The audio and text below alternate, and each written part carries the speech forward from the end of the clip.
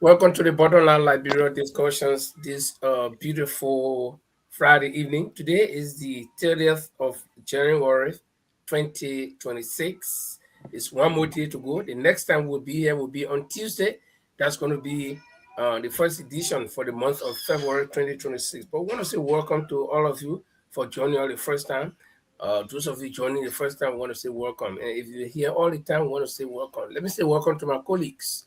Paul the Lord Triple and Mr. Morris Yakuba Dolly. How you guys doing? Well, Oh, well, good, yeah, Paul, good, go. good, good. Can you hear me, guys? I'm good. I'm good. I'm doing good. It's good to be back. Thank God it's Friday. As you always say, CPR. And it's good to be among the blessing and also it's good to be paradise. So, gentlemen, good to see all of you back in the Bottomline discussion. So now we'll be looking at a few things.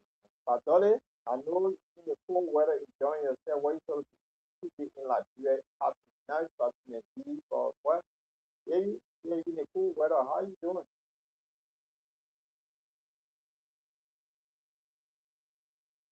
Let me unmute myself.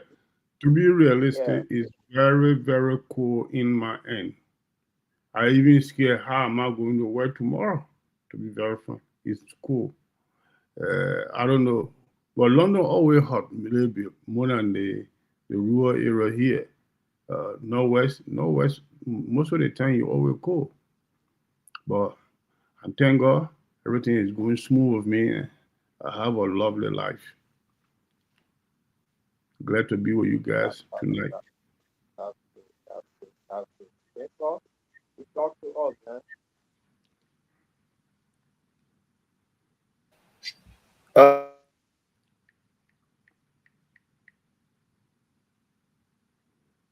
That's you there.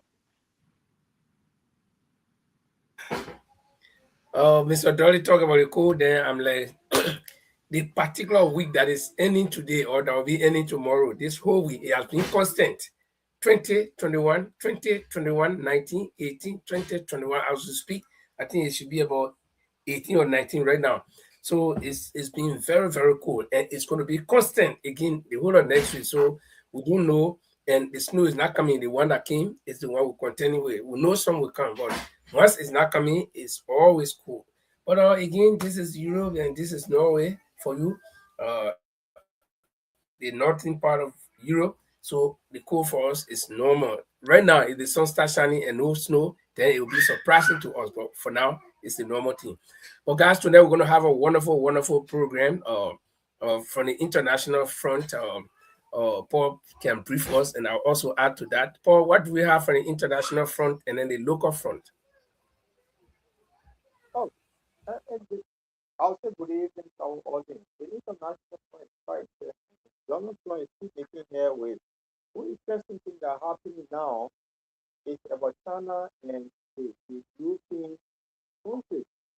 How come now all of these countries that were against China, they all go to China now, seeking economic deals with China? That's quite interesting. The British Prime Minister was in China, Mark Carney, the Canadian Prime Minister was in China, the EU president was also in China and India looking for deals. So what's going on?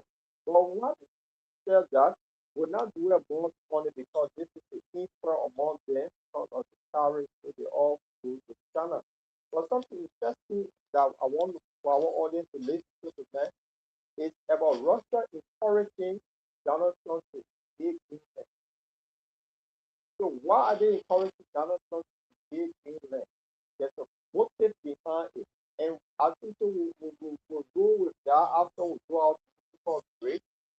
That would be the key on it. And then later you got something to say about this parliamentarian of the UK is now asking people to go after Trump. So Trump is just making headway everywhere. But on this program, once upon a time, I predicted that thing. the emperor going to fall. And when the empire is about to fall, all sort of things can happen. And also, interestingly, the empire also wants to invade Iran. So they are building all their military things in Iran. So this is to be that one we wait to see how it's going to play out. Because every now and then they go in. And Iran is not like Venezuela. So Iran was more powerful than Iraq that the 32 nations invaded at that time. So this time around, it looked like the empire will go alone because the so-called coalition of the waiting or the so-called 32 members of that NATO will not buy into that idea. So yeah, those are the things on the international front, my brother. It's over. Thank you, Paul, and great. And tonight, in addition to what Paul just said, we're going to be looking at an insider of Donald Trump's inner office. One of his former staff from his office is calling on him to resign, respectively. To we were saying like, small shame is better than big shame. So his former staff, one of his former staff members, is asking him to resign. Respectively, we'll be playing that video. And also, like Paul mentioned, there is pressure. People are calling for pressure, and this call is coming from a parliamentarian from the UK that the EU and the UK should exert pressure on Donald Trump not to get away with doing things and just go impunity. And so we'll be playing all of those videos. And on the home front, what is the status of the yellow machines? Are the yellow machines returning, or are more yellow machines arriving? We'll be watching a short video where it is alleged that the government was secretly removing or returning the yellow machines back to the sender. You know, like people they say, when you say something bad, they say back to the sender, right? So we're going to be looking at all of that. So, but before then, we want to say welcome to the Bottomline Liberia. If this is the first time, we are here every Tuesday and Friday, and today is the final edition of the program for the month of January 2026. The next time you see us will be in February. We're going to take a quick break, and when we get back, then we'll go into our actual discussions. My people, where you at? Where you at? Wake up from your slumber, stop sleeping. Whip your hands, whip your hands, whip your hands, whip your. Come on, come on, come on. I know you're sleeping now. Y'all gotta wake up some more, yeah? Okay, let's go.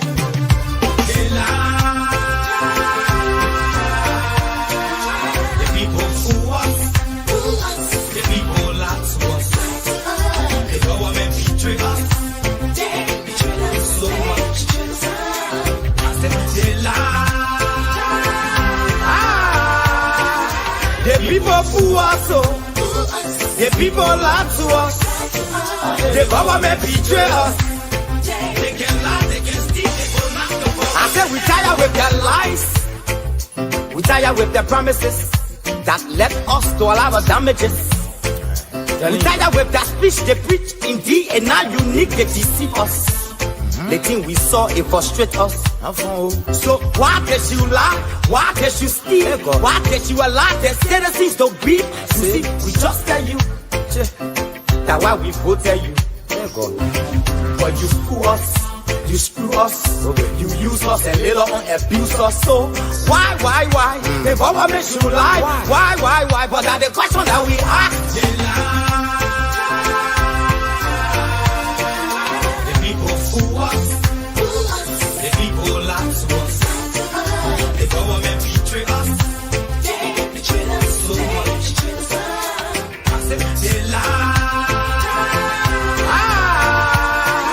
The people fool us, the people lie to us, the government betray us.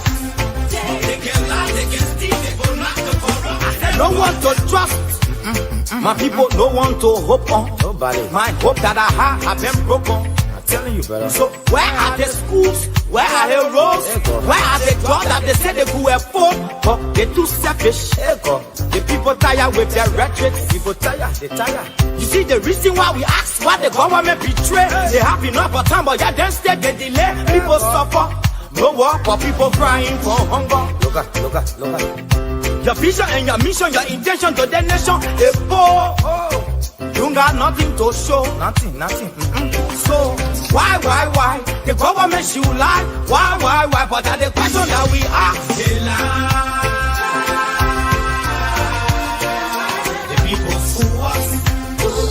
The people lie to us. The government betray us. So much. They lie. The people fool us. The people lie to us. The government betray us.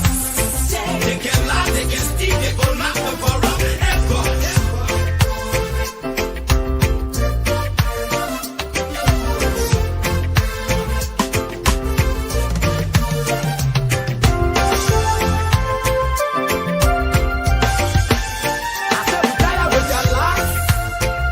We tired with the promises that led us to all our damages. We tired with that speech they preach in thee, and now you need to deceive us. The thing we saw, it frustrate us. So why did you lie? Why did you steal? Why did you allow the citizens to be? You see, we just tell you that why we voted you.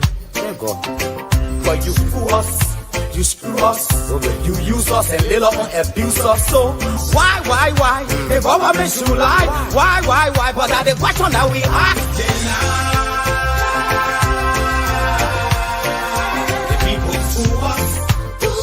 The people lie to us. The government betray us. So much. I said they lie. The people fool us. The people lie to us. The government betray us. They can lie, they can steal, they go knock the for us.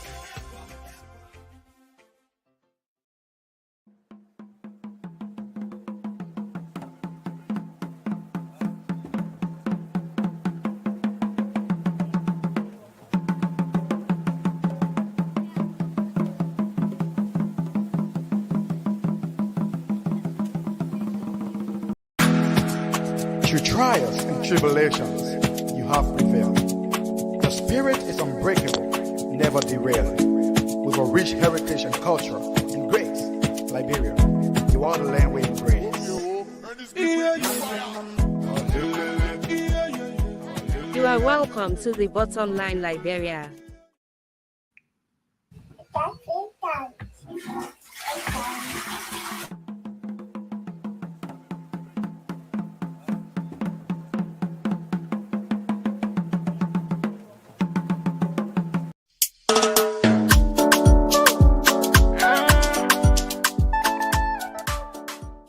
In a world drowning in noise, where sound bites replace substance, there's a voice cutting through the chaos. Audience with the Lord Chola Play conversation, where Liberians and global citizens tackle the questions we're afraid to ask. Every Sunday at 8 p.m. UK and Liberian time, and 9 p.m. Central European time, Audience with Lord Chola Play. On the Bottomline, Liberia explores the issues that keep you up at night. Democracy's future in the age of misinformation. Economic systems that serve people, not just profits. Technology reshaping our lives. Reconciliation, development, and the crisis of meaning in modern Liberia. No easy answers, no tribalism, just intellectual courage, genuine curiosity, and the willingness to wrestle with complexity together. This is for Liberians who refuse to shrink their thinking, who believe nuance is wisdom, who are ready to remember how to think, not just what to think. Audience with the Lord Cholo Play Show. Sunday, 8 p.m. Liberian time. Subscribe now. Join the conversation on the Bottomline Liberia, because the questions that matter most are the ones we're brave enough to ask.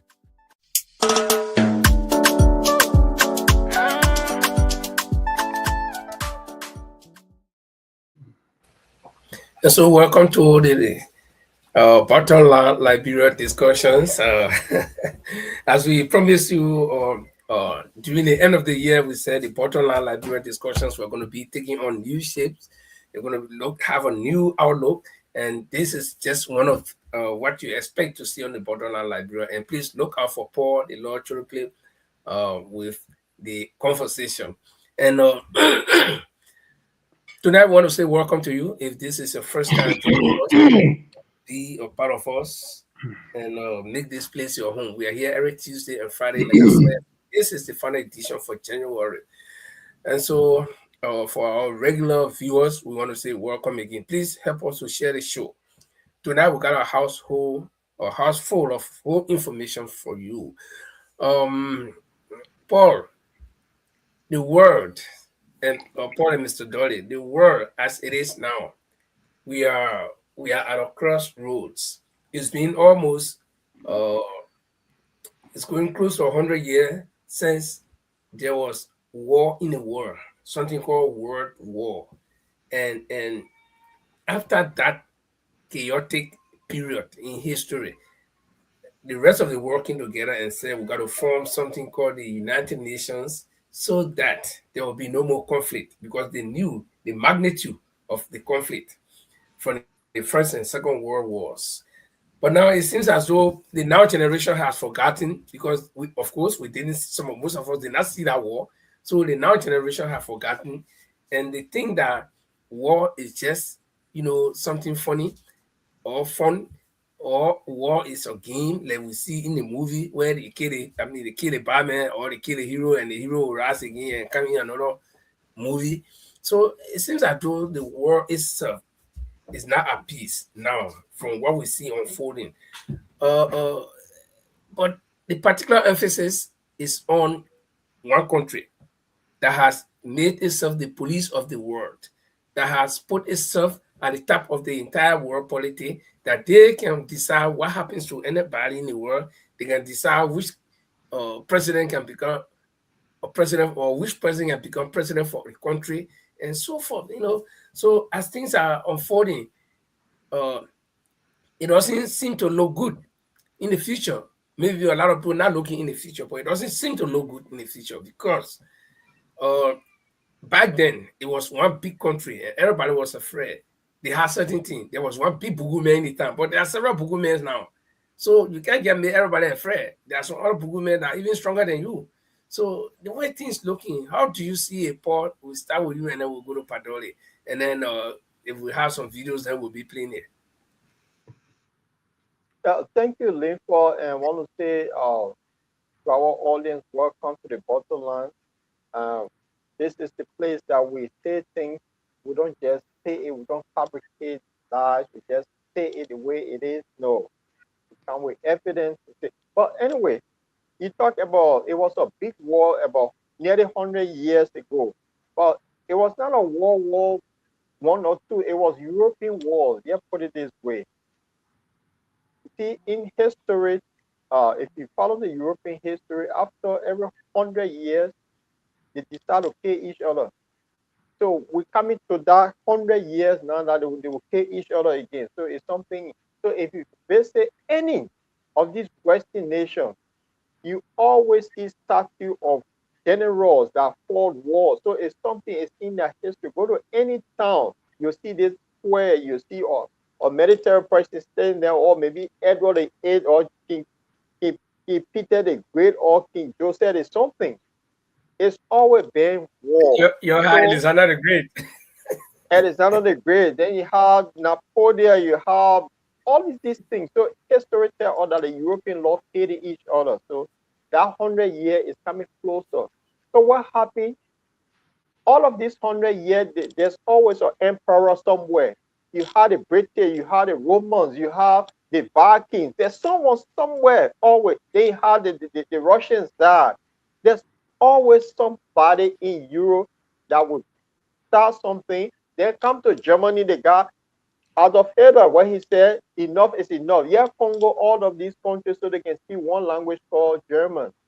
So they always go after each other after 100 years. So we are coming closer to that 100 year mark. So before they start killing each other, I'd rather be in River G, hunting some kind of Sabadu than to be here when he got ready to destroy each other. It seems to me that's what we're heading. So this is the situation now. A group of people came to after the the European War, for World War II. They said let's have an alliance. and that alliance that have been going around just causing mayhem in every country, and no one dare to say anything because why? These are the big powers. They will overthrow your government, they will put sanction on you, and nothing comes to order it. But then it has changed overnight. Come China from nowhere. After 30 years, China now is the second largest economy in the world. So think about it now. All of these leaders are running to China for what? We'll discuss it. Yes, so when an empire about to fall, this is where you get that. For all of the blue, you have 32 strong countries decided to call themselves NATO. But NATO is falling apart. And because NATO is falling apart, so we expect there will be some sort of trouble in Europe soon. And when that trouble starts, it gets spread all around the place. So that's what I have to say, Padre. Thank you very much. Look here, the history always repeats itself. As you said, that the war that been fought in from time to memorial, they have been fought by the Europeans. The Europeans been fought, but nevertheless, when the Europeans are fighting the war, he can spread up to Africa, to the third world country, Asia, everywhere. Because the point of the matter is, they have been the superiors to the other. If you say that you're going to run to refugee and be there while the people fighting their war in Europe, you fail to realize that one, the World War II was going on, they had their military base in Monrovia, right close to Monrovia, where we have today Rawafi. America had their military base there. So the Westerners, they have power to they also went to where, and every colonial masters went to their various colonial country that they were colonizing in Africa and the third world. They brought the men from there to fight for them forcibly. So while we can say here, to be honest, we should just, if you are continuing to say that we should pray, then one of my colleagues will say, oh, pray, Benin, pray, Benin. And you always let it pray, Benin. And pray is something that can really help. If you will continue to focus on God, God will speak to the minds of these powerful people for them to change their intention towards one another. Because at the end of the day, Mr. Chulupe and Mr. Linford, when the people start fighting the war, we the poor people around will suffer it, directly or indirectly. So what we pray for now is to make sure that the war should not take place. Because the equipment that the people have these days is very, very sophisticated and dangerous. When they drop in one place, you're not only going to start to that one place. You will spread all over the call a nuclear weapon. So all these Okay. things, we need to think about it. That's what I can say. Let's pray that there should be no war, and Donald Okay. Trump should be subdued by his own people, to deceive on what kind of intention he has for the other countries and stuff. Thank you so much, Padre. If prayer could stop war, the people that were in Lutheran church, they would have died because at least they were in the church, they were praying throughout. And Mm. I know other country I'm not that I'm making fun out of them, but in Palestine, the people that are strong Muslims, they pray every day, 3 times a day or 5 times a day, but still Israel going to kill them. So this thing about prayer, you have to I'll tell you the reason why I'm saying that prayer is not the key to or the answer to anything. I am telling you, if there's a crazy man in the town, you confront him like a crazy man and stop him. You will not say that and say, let me pray. No, you got to stop what's happening to you. If you say you go to the hospital, pastors, when somebody gets sick, they carry the person to the pastor pray for them. But when the pastor gets sick, then he take flight and go to Geneva to go to hospital. So what is the sense in there? But that's not a topic for tonight. So let me Mm. recognize a couple of people. Pataki is another our colleague on the show. He's also a member of this show, the platform. I want to say welcome, Morris Hoff. This is the first time I see your name. Welcome, as well as Emmanuel, bro. He's watching all the way from Minnesota. Brother, be safe out there in Minnesota. We know what's happening there, and of course, our own sister, Chadela Brown Churuple. also a member of this platform. But for those of you whose name I can't see for now, you can comment, you can say hi, and your name will show, and then we can recognize you because it is because of you that we are here.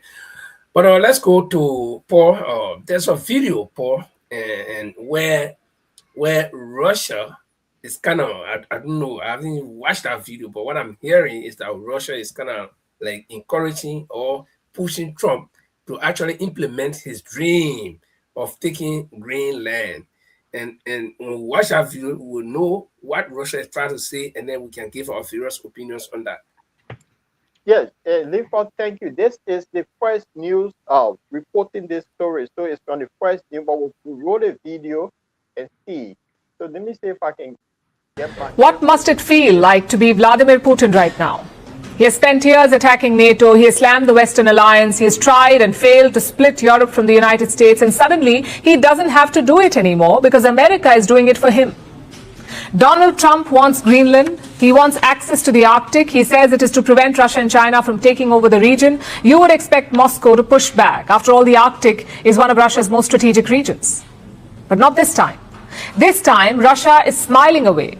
In fact, they're encouraging this bid of Donald Trump. Look at what Russia's state-run media is saying. They're praising Trump.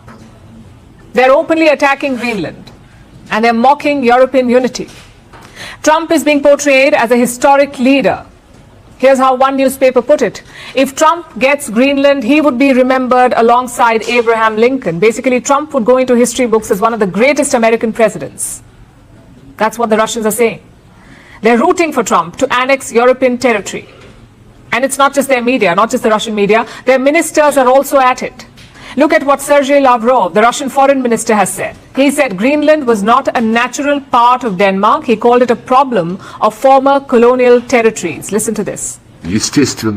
In principle, Greenland is not a natural part of Denmark, is it? It was neither a natural part of Norway, nor a natural part of Denmark. It is a colonial conquest. The fact that the inhabitants are now accustomed to it and feel comfortable is another matter. But the problem of former colonial possessions is getting more and more serious. So why is Moscow doing this? Why is it in favor of the US planting itself in the Arctic? Well, Russia is looking at the bigger prize here. For them, this is not about the Arctic. This is about NATO. This is about the Western military alliance cracking from the inside. Because if Trump takes Greenland, it won't just be a land grab. It would be the end of NATO, and no one would want that more than Russia. Moscow would love to watch the NATO unravel without firing a single shot.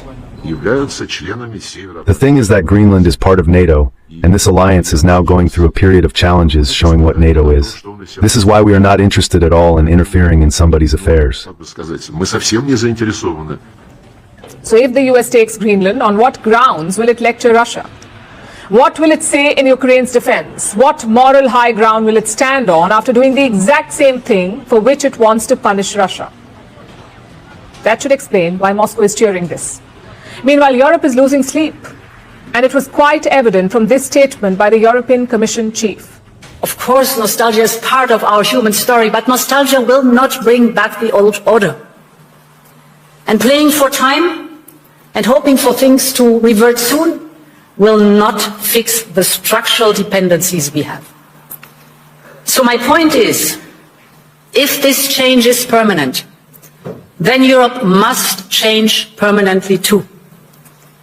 It is time to seize this opportunity and build a new independent Europe. That was European Union Chief Ursula von der Leyen. She says the time for nostalgia is over. The need of the hour is a new Europe, a new and independent Europe. That geopolitical shocks can and must serve as an opportunity for Europe. And in my view, the seismic change we are going through today is an opportunity, in fact, a necessity, to build a new form of European independence. And this need is neither new nor a reaction to recent events. You see, Europe has built its prosperity by outsourcing everything. They outsourced their security to the US under the protective umbrella of the NATO. They got their energy from Russia. Cheap gas still flows into Europe through pipelines. And they outsourced their factories to China, which kept European shelves full and prices low. It all worked until it did not. War returned to Europe's doorstep, energy became a weapon, and supply chains snapped under pressure. So as Ursula von der Leyen says, Europe's old world is gone. Today, Europe must do three things, all at the same time: defend itself, power itself, and compete for itself. And to do that, Europe needs reliable, trusted partners. Perhaps this is where India enters the picture. Right after Davos, the next weekend, I will travel to India. There's still work to do, but we are on the cusp of a historic trade agreement. Indeed, some call it the mother of all deals. You heard that. She calls it the mother of all deals. India and the EU are all set to sign a mega deal, a deal that would create a market of nearly 2 billion people. And that's one way to do this, to diversify your relations, to build allies across the world, to find geopolitical partners without any strings attached. So the EU chief's warning was not just about geopolitics, it was about the mindset. The era of outsourcing hard choices is over. Europe can no longer live off the assumptions of the past. It must relearn how to stand on its own.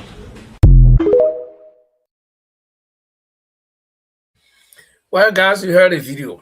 Paul, take it down. Guys, you heard the video. And exactly, you know, I didn't see this video prior to now. And I was thinking exactly what the video revealed. Listen, we are four here. Jamal, welcome to the show. We are four here. Thank you. Do you hear me? Yeah, you are good. We are four here. Yo, you coming so serious, I don't know. I'm coming to run away. I am the boss. I want to make a boss. So I come to all of you. I say, gentlemen, you can't let video get up. But the four of us, we gotta take one person to be our enemy, all of us. And this one enemy that we got is the enemy of me and all the people who want to be with me. Or else you can't be my friend. But then time coming now, I want to go start attacking one of the three of us against our will.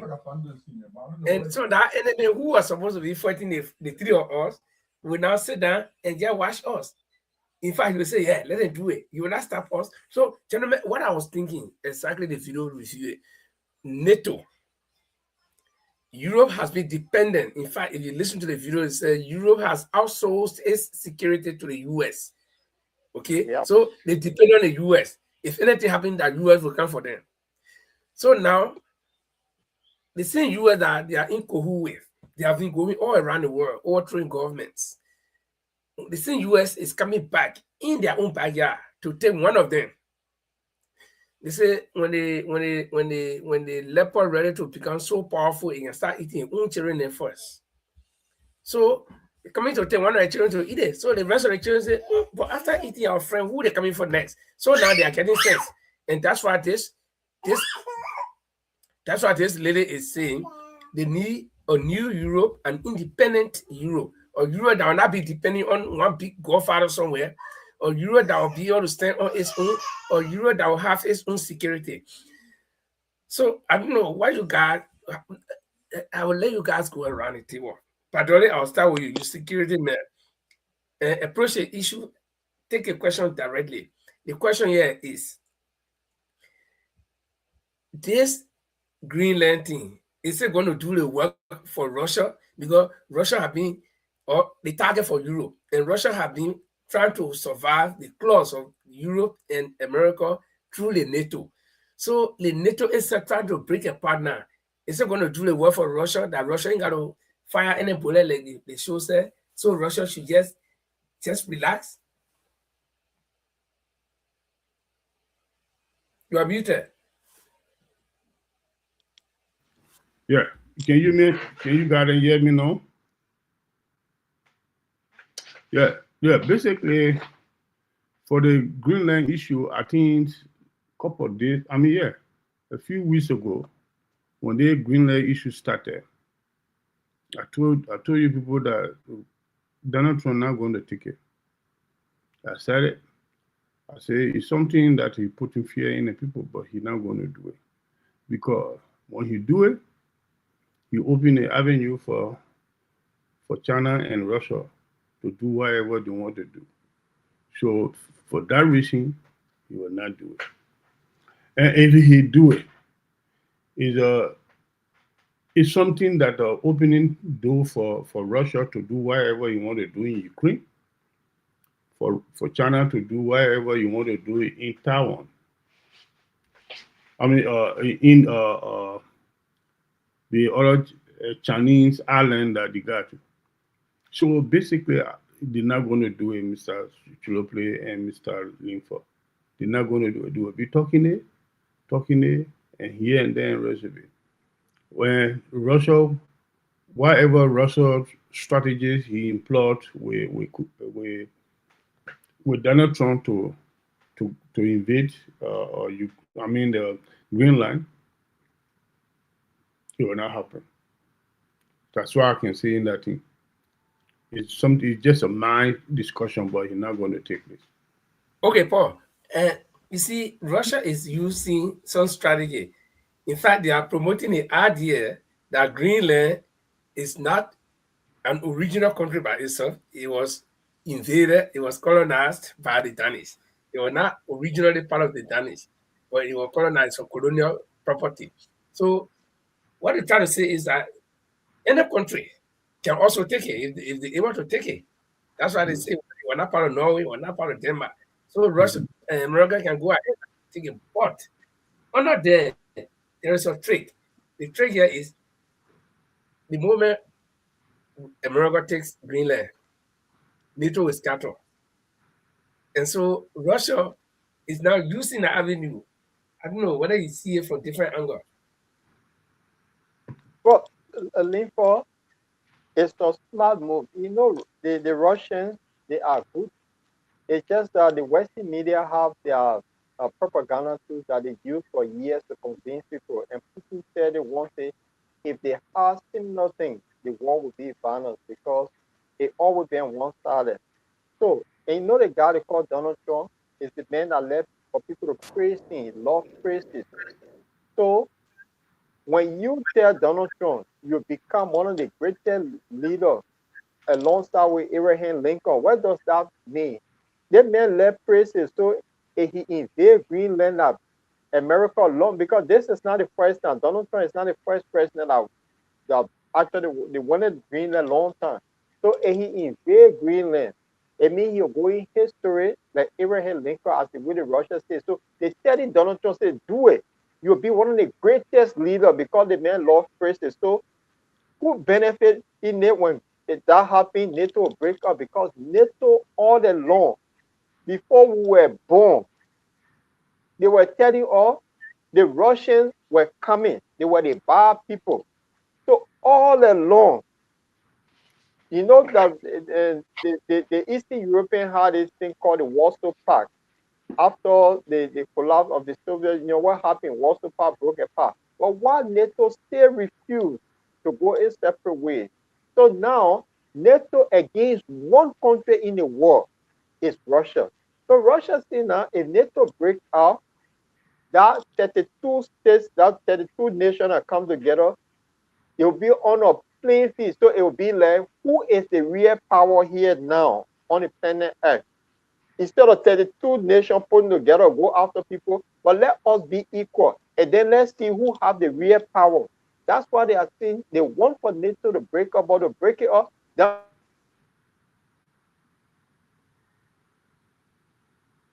He must say Russia will start calling for Donald Trump to get a Nobel Peace Prize. So that will encourage him more to invade Greenland and take Greenland. So that's what the Russians are saying.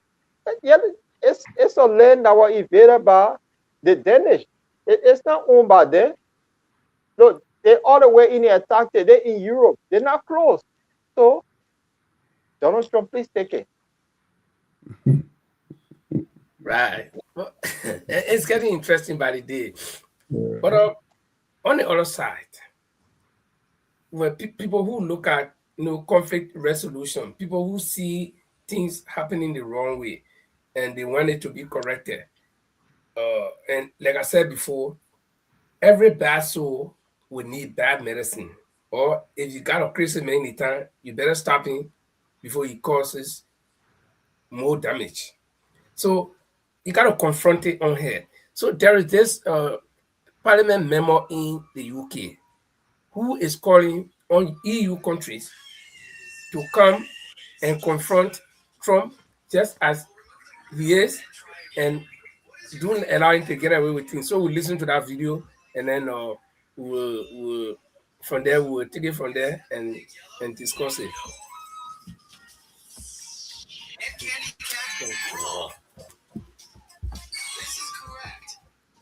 Sorry, I'm trying to get it, but it's a bit what is this?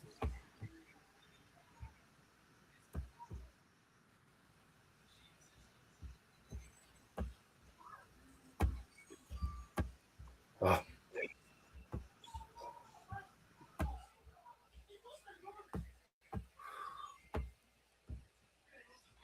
So why Sorry, this one is something went wrong. is I hit the coming wrong on the button. yeah. I will So get a why video. you I will doing get it. that? Yeah. Yeah, so why you doing that? We ask our audience to kindly share the show and also drop their comment what they think of these praises that Russia praising Donald Trump to invade Greenland. So we'll be looking forward to the comments from you, or I mean we need to display our telephone line for people to call in. We make a mistake when we talk about Donald Trump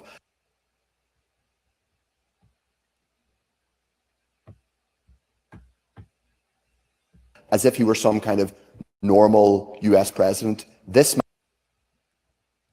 You hearing it? I don't know what's happening. man is a madman. It's scary that it has taken up until now for European leaders and indeed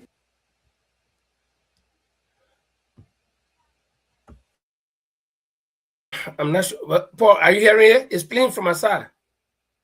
Yeah, it coming in and breaking out.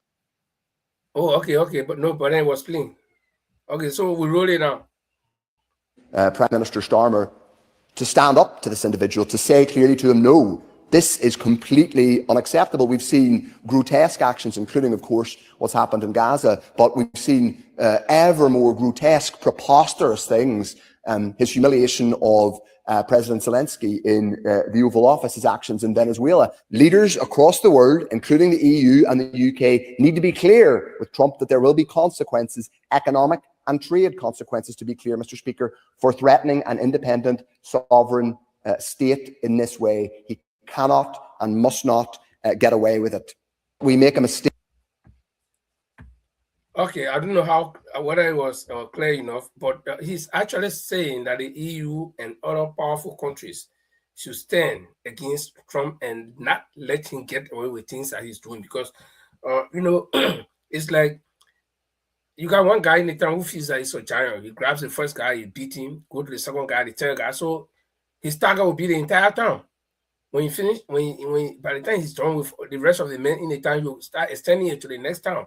So it's good that everybody governs, even if one person can stop him, let the rest of them get together, governors, concert their efforts, and get rid of him. I think that's exactly what he's saying. So I don't know what you guys make of that call. Like, is he right? Is he making any sense here? Yeah. Can I say something about it? Paul, do you want to say something? No, go Padre, go on. Yeah, you see, Mr. Langford, we should look at the realities of any given situation.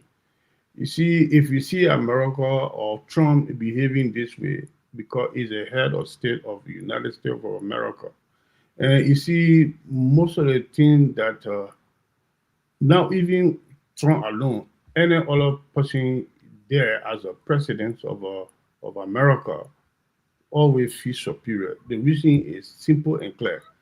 They made more contribution towards even the United Nations that we are focusing on. America paid more portion. They paid a higher price when it comes to money or sponsoring that particular entities. America paying a higher. You are a journalist. Do your research. You will see why America contributed to it. And right now, when we're talking about military equipment, military manpower. America got one of the highest, really, really highest on the world. So all these things then they take this as an advantage over the low country people. But in this, what the statement this gentleman making from in one of the parliament, uh, you always like that. Somebody will definitely be among the opposition or in a political setting will always got a descendant view about the other. But the sitting administration will always be very, very careful how to follow such a statement because the connections between the bigger nations and the lower nations is something deeper. So they call it national security issue. So they always be very careful how they handle it. But one or two person can be in the parliament and think that he can make a loose statement. He can make it because you at the end of the day, you're not going to be the loser for anything. So the consequences he found, they voted for him because of the ideology he has. So obviously he have to speak according to their mind. So he will say that. But the sitting nation, the sitting administrations at that crucial time will not go along with what he's saying. So it's true. People see in a reality, America taking advantage over so many countries. But how to make how to make into decision from it. Even your If staff. you paying an equal share like America, you can stand to America. Well, America paying the highest share of the whole securities, the whole organization called United Nations. So they got that advantage. Okay, Paul. If you look at the call by this guy, the call that this guy is making, and then you listen to that, the EU Parliament president, the lady, where she talk about an independent Europe, because the guy is saying that they should do trade, and there should be trade consequences and other consequences.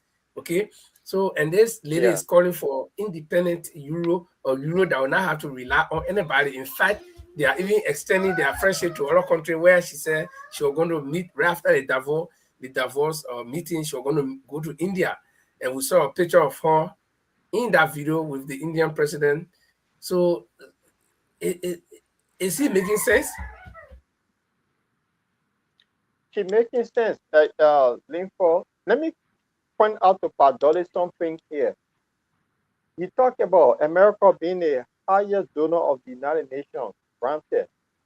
But this is the America that goes around the world that have over 200 bases all over the world. They create chaos.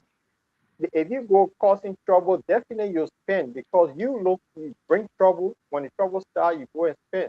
If they didn't have over 200 bases around the world causing problems, removing leaders, start civil war somewhere that they can't end until then they go to you and say, okay, we'll pay. Because they started in the first place, they sell arms to these people to cause trouble. So they are troublemakers. So the United Nations, then they're being a troublemaker backed by European countries also is now we're coming back to Britain. Okay, Europe is very powerful. If you say America, the only powerful nation they have, no, there's some weapon the British will get, America don't have. There's some weapon France have, America don't have. There's some weapon Italy have, America don't have. So combination of 32 nations that what made them so powerful. But because they have the propaganda machine, they sell to people that they are the greatest nation on earth. The thing Russia have, China have, that America don't have. If you heard about the supersonic ballistic missile that have been developed, China and Russia running with it, America stay behind. The Hiroshima that was developed recently, the USA confused. They don't have it. So you cannot say they have the greatest thing. No, because if the 32 nations break away, America will not be as strong as it is. You know the thing they call the bunker buster. It's an Italian who developed it. So because they all in the thing together, they go causing trouble. That's why you see, since the Vietnam War, America never fought alone. They always go with people to cause trouble. Even they go move trouble from mansion, they will carry British people behind it. They don't go alone. So this thing about they are the greatest nation, yes, because why they control on one country that under their belt that are sophisticated like them.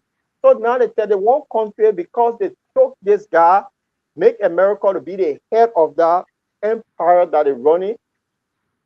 The king now decided to go after them one by one. So what happened? That's why the EU president is saying, say, look, we come together as one, will be more powerful than this guy. So that's why you see a play up. And guess who laughing? All the 32 countries were after one person, one country called Russia that is so powerful compared to all of them. So don't say, oh, America is the only country. No, and I don't like that statement. So this what happened, Linford.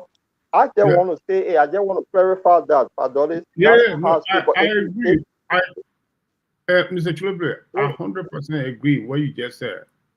Concern about if they take the appropriate decision to consolidate themselves properly, they can challenge America.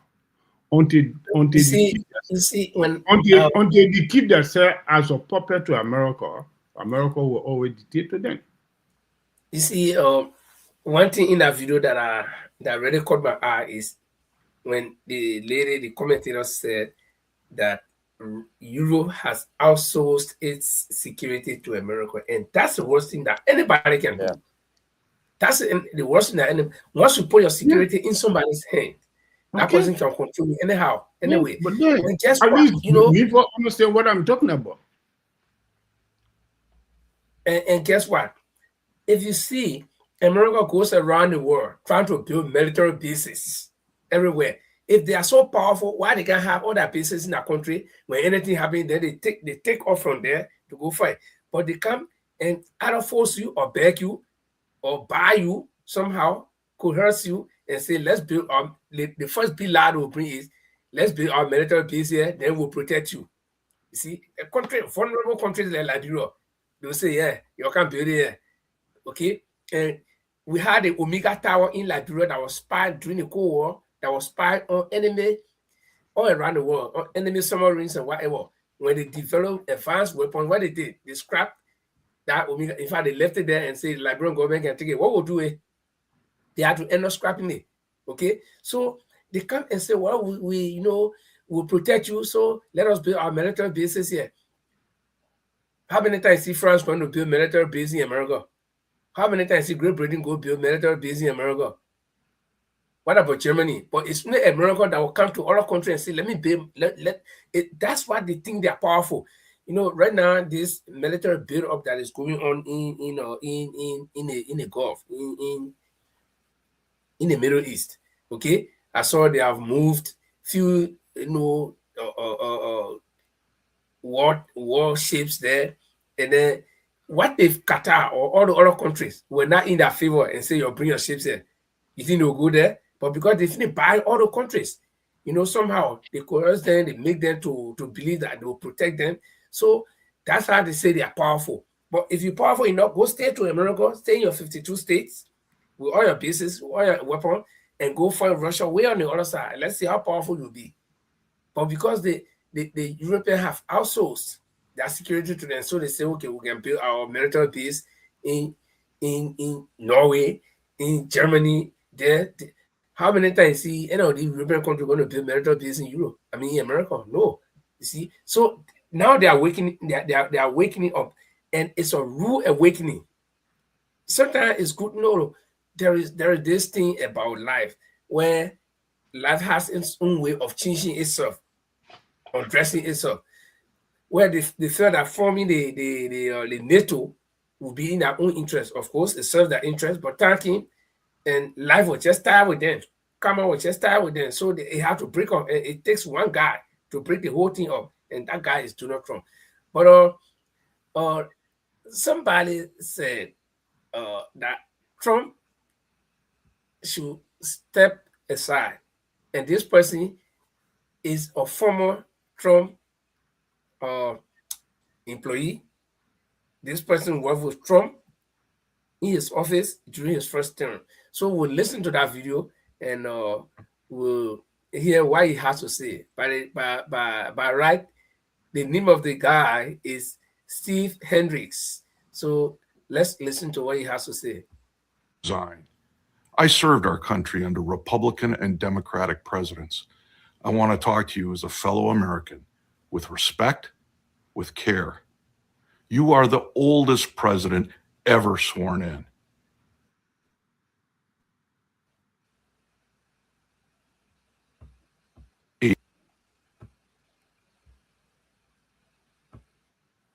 Age catches everyone.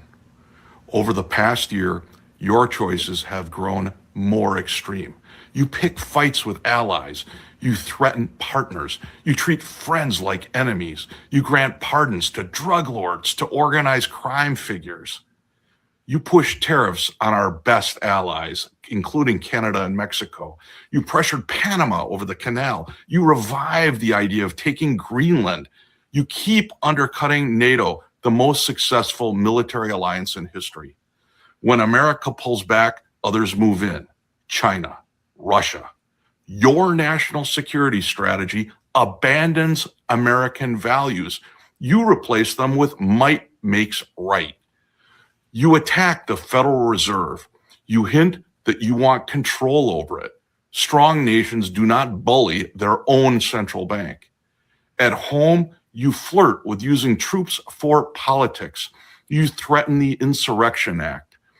You send forces into American cities. You threaten mayors. That's not strength, it's instability. You wage war on immigrants. But this country was built on immigrants. Our country is aging. We need more workers. We need more taxpayers. Immigrants grow the economy. They keep Social Security alive. You dismantle foreign aid. When America leaves, others step in. China, Russia. American influence evaporates. You deny climate change. Climate change is science. It's already killing people. It threatens food, water, and security. Nuclear danger is rising. Arms control is breaking down. You speak casually about nuclear spread. It's reckless. More nuclear weapons mean more chances for disaster. You claim to have solved 8 wars.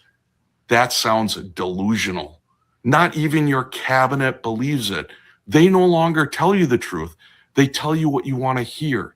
That's not leadership. That's gangsterism. You back Israel without limits as Gaza burns. Much of the world sees this as moral failure. A genocide case is now sitting before the international court. Then there's your ego. You name institutions after yourself. You took a 747 jet. You want to be on Mount Rushmore. You covet the Nobel Prize. You are not well. You resumed the Monroe Doctrine, or repackaged it as the Don Roe Doctrine. In Latin America, that unites the region against us. It revives a century of resentment. You have left young people buried in student debt. You cut healthcare for millions. Nothing you have done this past year reflects love of neighbor. It has been cruel. It has been anti-American. I worked for you in your first term. I served the presidency. I served the Constitution. I said President Biden needed to step aside from his reelection campaign. That was not easy, but it was the right call. So I say this now directly to you, Mr. President. For the good of the nation, you must resign. Now. Do it with dignity. Do it before more damage is done. I'm Steve.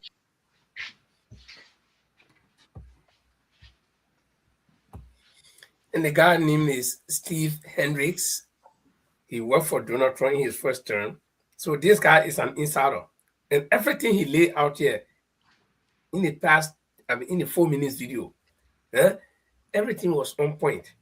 From the war in Gaza to overtaking or overthrowing the president in Venezuela, to fighting to resurrect the idea of taking Greenland and breaking NATO apart, and all these things, the man said it. And this is an insider's story. Guys, Jima, welcome. Give us a take on this thing. If you, Yeah. yeah, Thank you you very settle. much. Yeah. I'm okay. I guess I'm loud and clear, I believe. Oh, thank you Right. very much. There's nothing to be said for me to talk about Donald Trump attitudes and behavior, and he's everything is said on this video is clear and to the point, and it's been said. This has been repeatedly. Don Nami said to him every now and then. I think that every day. So, but does he care to listen? Does he care? If you follow Donald Trump lifestyles, he's a character that likes the publicity thing. And he became the billionaire that was going around trying to do these business stuff, a TV reality show, what he called. He got fired, when he got popular from that show, and he liked these kind of publicity stuff. And he's a guy who liked to steal the show and want to be the man of the time. So he's not the president that America would want to have. We also know America has a problem. USA has its own problem, but the states stand as the police of the world to govern us. No, we most of all got to understand today that the might America has is flexing that muscle right now for us to see how powerful they are. So the whole world sits there and listen to him and say, "What can we do?" Because Mr. Dolly just said that there are many things they have, America has, we don't have, and they can flex a muscle and cause trouble. I said on the show that if America sneezes, the whole world catches cold. This is what Donald Trump is telling us. I can do this, nobody will challenge me.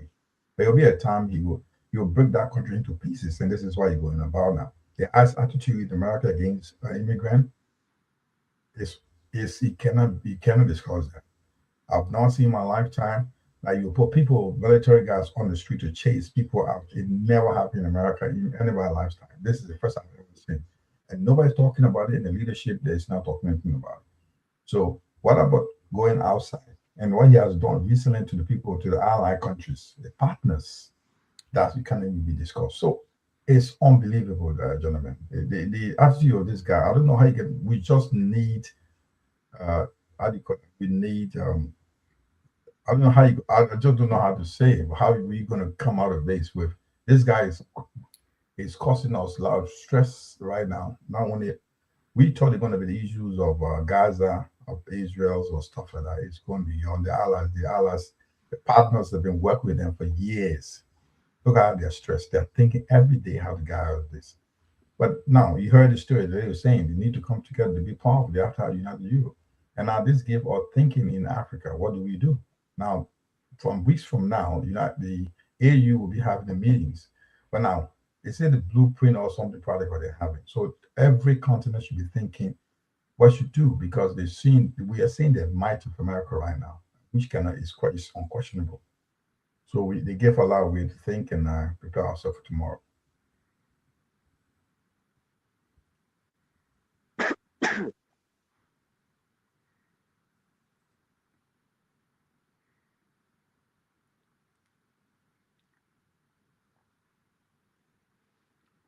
So, Linfo, you are muted, please. Sorry, I was muted. Paul, I was talking to you while I was muted.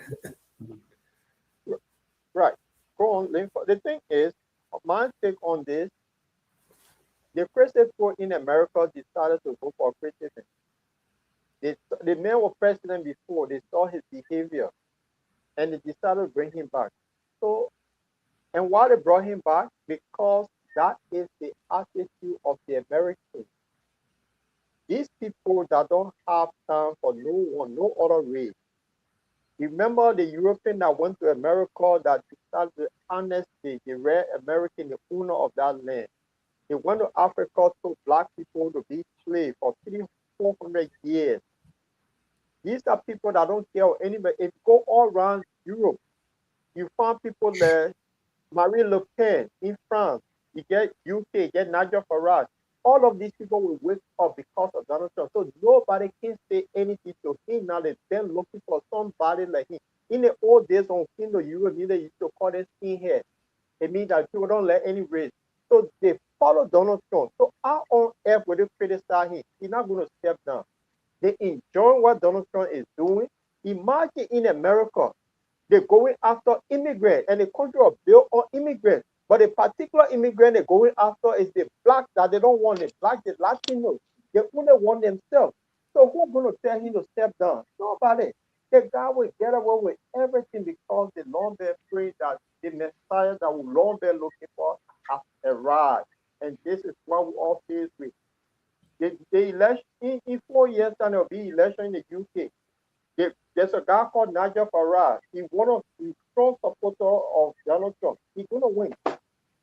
If an election happens in France, if you have one of those people coming into power, it was tested in Holland. One of them came to power. I don't know what he said there. The current leader in Germany, he also from the far right. So you have all of these people across. They're coming. It's like the winter is here. If you watch the Game of Thrones, the winter fall, these are the people now they are waking up. They're going to get rid of all the blacks and the Latinos. That's their aim. So Donald Trump not stepping down. Donald Trump is enjoying it. They get American Parliament, their Congress. They have the law where somebody go beyond the boundary. They know what to do, but they can't do it. They know. They're enjoying the guy. Thank you. Okay. Oh, Padore? Yeah. You see, Berlin, for everything that gentleman said is a fact.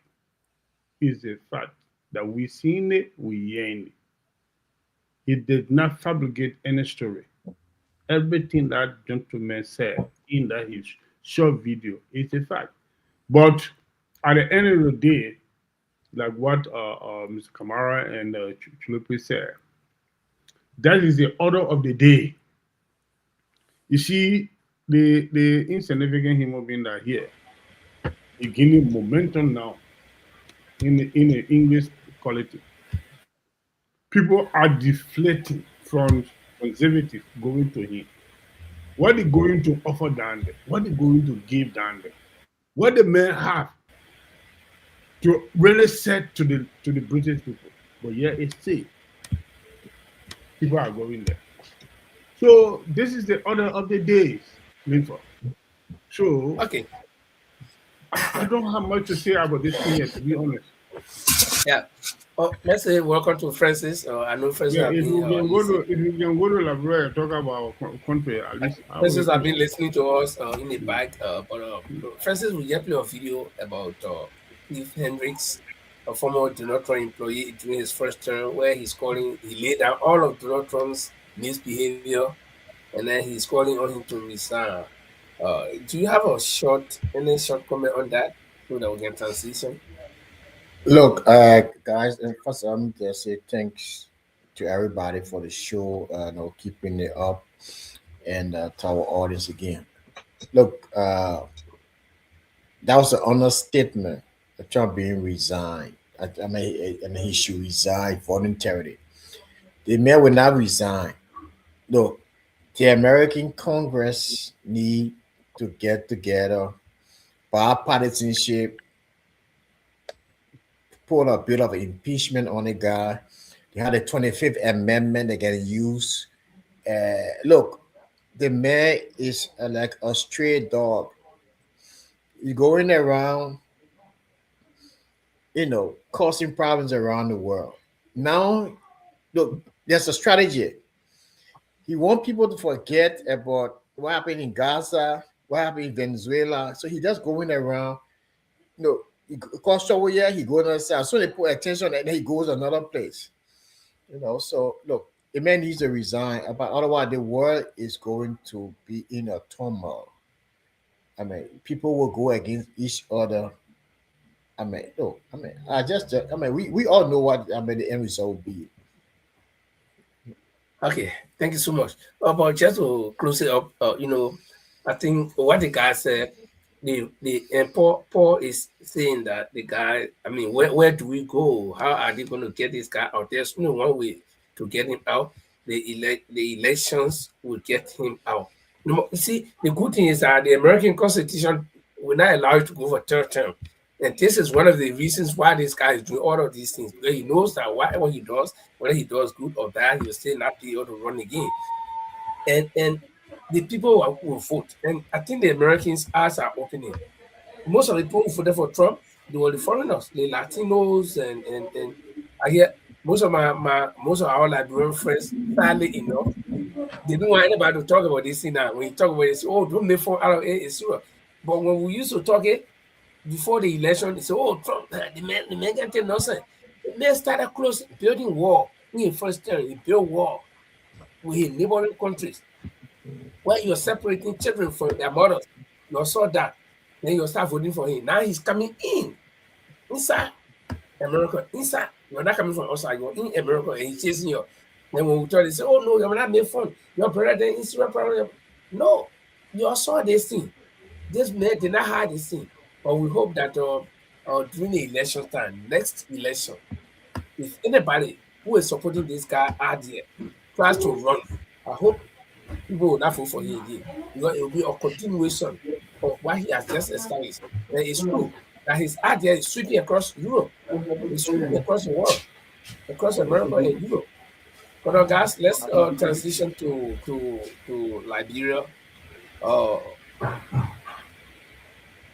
I will start it this way. The much talk about the much talk about yellow machines. I don't know where, and it's good that Francis is there. The much talk about yellow machines. They are being relocated. They are, at least to what I can say, to speak to it in my own way, I would say they are being relocated because I don't know where they're going, but they are being removed from where they're supposed to be at the Barclay Training Center, and they're being removed in the cover of darkness. Nobody know where they were taken to. So let me see if I can find a video. But if I can leave my hand on that video right now, then we'll go to another thing where I try to get it. I have that video for sure. I have it, and I'll just try to locate it. But Paul, do you have anything for us? Yeah, there's a newspaper clip over there regarding the situation in Liberia, and the most talk about Sona in Liberia. There's a newspaper clip there asking the question: who's telling the truth? So you can look at it while you go to discuss with the position of. Yeah. This is the country Africa. We quoted this. So question who telling the truth? So we lay the premise here. The vice president were before the Sona for a few months, we spoke to an audience that one of the challenges they have was job creation. Then after that, the question is we tested out the job. So country is now asking the question, who said it the truth? So that's the question. And one our audience also can. So that's the question on the floor. Who said it the truth? The president or the vice president? Therefore, Yeah. Let's go to Francis. Francis, this enforced right in your lap. The fact that you support this government, it's all of us government, but at least you are sympathizing with them. So who's talking it through here? Is there something like misunderstanding there, or what? What can you say about that? How can you speak to that? First of all, I won't give any sensational headlines, any kind of credence, any kind of merit for the sake of gaining traction. The president spoke, the vice president spoke, information minister spoke, and said was some discrepancy in the figure. Simple as that. No more words, no more comment. Okay. Yeah, but do you agree that there's discrepancy? Do you agree that there is discrepancy? Linford. The man said it. The information minister said it was discrepancy. If I believe, I believe. Yeah. I believe it. There was no discrepancy. I mean, the man has publicly told you that there's a discrepancy. Why you want to ask him again? They don't put that data together. They don't put their statistics together. So they got messed up. That's it. Simple as that. And secondly, he said, Linford, quickly, let me tell you something. Linford, not only Francis, if you follow I think OKFM morning show, something like with Mo Ali, who embarrassed himself with the data. Did you follow that show? Those are data they are not available. So they will come up and make up some stories and want to come and just tell stories that don't exist. So, and the brother will tell you the story is sensational. Well, fine, it is sensational, but the truth is they don't have the facts. So definitely, I don't think we should discuss this. They have agreed that they blunder. Let us accept that you have blundered, and then just continue with different story. Okay, No, okay, fair. Let me say something. Let me say something quickly here before Padoli comes. Yeah, Paul. And then after that, I Padoli. don't think we should. I don't think we should put this on the carpet because why? If you claim that you have 50-year experience and you come to government because George Weah, the inexperienced went in, that makes the country so bad that the country needed rescue, and you came with this to rescue our nation. And you serve 12 years under Manasseh Lee. For that 12 years, you are different humans that you knew what you went through. And under your government in the second year, for this kind of blunder to happen, and then you say, oh, they put it on the carpet, they made mistake. No, experience for don't make a kind of mistake because what happened is not like one person reporting to or for ministry. These are group of experienced, well-learned people according to them that they've been in government before. So if they do wrong, we should be able to say that yes, next time then when they come with facts. So if you put it on the carpet, you don't know what lies they're going to come up with again. Because that is a blatant lie that they came up with. But nothing is on the carpet. It have been discussed since. It have been discussed since since this Tuesday. I mean, so how much we want to express? Okay, Padoli, let's hear from Padoli. How much you want to trumpet it? Okay, Paul, let Paul learn, then Padoli can take it. Let Paul learn. Yeah, you see, the thing is, friends are getting this story because what happened, he supported people, they blunder barley, get accepted, say, nah, God, I put my hand on my head, look, they go blunder. No, don't make it sound, and we'll talk about it, because when they were beating on George Weah, how George Weah was incompetent, people couldn't say, oh, let's put it on the carpet. So when your turn comes, we have to say the truth, and the truth is, the most experienced person, 50-year experience, can go for a big blunder like that. Somebody got a feedback. Please mute Padoli or whoever. If Daniel Doe, who was in 10th grade, came to power, when people wrote speech, they gave it to him. You look at it, him like you cross the dot and the T and get rid of it. And the most experienced for that to happen and we'll speak it out of the no, we'll talk about it. So but teacher. But what you want to talk about? My man, yeah, what would you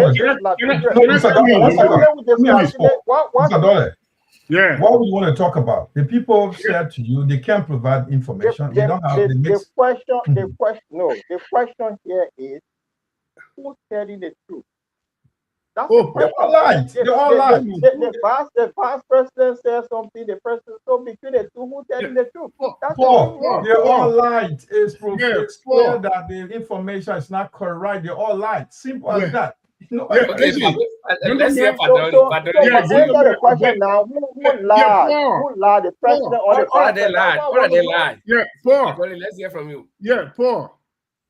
You know, I don't see any argument in this thing here. The person that is responsible to brief the people in the country, which is the information minister, came out, he said that we blunder, we make error. Things that was here, it was not true. What else you and I looking for now? You and I, we are opposition. So the man who is a spokesperson for them came up publicly and said, yeah, we did wrong. We blunder. And the principal representative of Bottomline said no comment. So what else you and I looking for God's sake? Padoli, think about something else.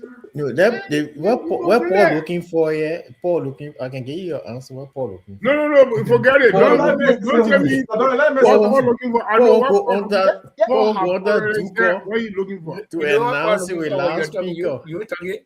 Okay, all right. Let me. already say what he's looking for. He said he wants you to make it true, and you people have said it. He said, "Yeah, let me close it. Let me close this one and go to before you close, let me say something. You know what happened here? It's embarrassing. I'm not, don't focus on the partisanship here. It's embarrassing that the government will come out and make statement and withdraw those statements. Forget about, I'm part of oppositions on that. It's embarrassing that the president makes statements and we try these statements for the fact that statistics, data are not being put together. And it's really embarrassing. You can't discuss these things. And the fact of the matter is nobody's even telling the truth. And at the very radio stations that they almost think that they're supporting the government, is being challenging the government for making stories of 7,000 jobs being created. And Mo Ali went on the radio to defend that he couldn't even provide information. Those are embarrassing situations. The government says short-term and middle-term job. The government says, job are creative. Long-term job. No, Francis, People are. Why you stick to no comment, please? Hold on, pardon. Hold on. I'll let you to take care of that. No, let's go ahead. People are attesting to the short-term employment. Hold on. Francis, I hate this. The Christian argument, the argument that Christians can pull up. The Christians will never take fault. They will always defend. When you ask them where is God, instead of telling you where God is, they start defending. They say they defend God as if to say God he want to defend himself. You see? So I hate when people you get the government is bigger than you, Francis. So this government comes out and say they lie. Then you want to defend, you say short term, middle term, job. Whether that one day job, the president said he America that go to. In my state, in Houston, they got a newspaper, not newspaper, job people called the Green Sheet. They get from A to Z. All the job that I that newspaper that represented job, senator job, justice of the peace, or I call it, and the president. All other job there. Some job you do 1 hour, they pay you 1 hour that job. So it is the providing job, nothing to defend right there. And the next thing I want to close on here is this government is replete from here to bottom with liars. Number one, the president is the number one liar. The president comes and tells the nation that he doesn't know about project that goes on in his own home. If they are started acting in Bokonjile, you say, I know that place. I hear about that project. If they are started in my village in Kwepa, you say, no, I don't know. If they are started in Kwenya, not even Kwenya, but somewhere on the other side. But in Foya, even if you do, Mr. President, you know that's your town, and you president, somebody in that town will know you, and somebody will hint you. Then the same president turns around in the state of the nation address and can't tell the people say that government. So when did it become? How did you know? So number one, this president they have been lying about things. Several lies. So this one, when it comes to information, mechanism, they are totally disorganized.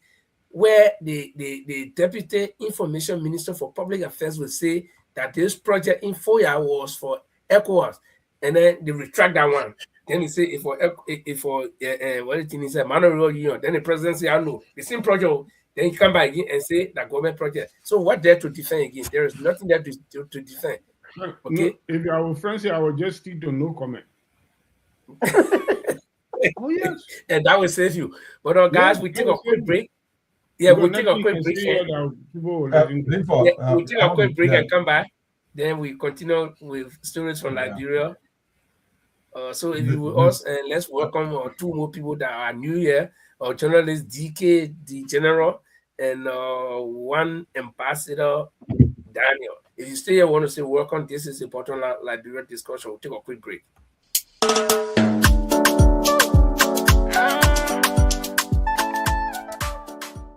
In a world drowning in noise, where sound bites replace substance, there's a voice cutting through the chaos. Audience with the Lord Chola Play conversation, where Liberians and global citizens tackle the questions we're afraid to ask. Every Sunday at 8 p.m. UK and Liberian time, and 9 p.m. Central European time, Audience with Lord Chola Play. On the Bottomline, Liberia explores the issues that keep you up at night. Democracy's future in the age of misinformation. Economic systems that serve people, not just profits. Technology reshaping our lives. Reconciliation, development, and the crisis of meaning in modern Liberia. No easy answers, no tribalism, just intellectual courage, genuine curiosity, and the willingness to wrestle with complexity together. This is for Liberians who refuse to shrink their thinking, who believe nuance is wisdom, who are ready to remember how to think, not just what to think. Audience with the Lord Cholo Play Show. Sunday, 8 p.m. Liberian time. Subscribe now. Join the conversation on the Bottomline Liberia, because the questions that matter most are the ones we're brave enough to ask.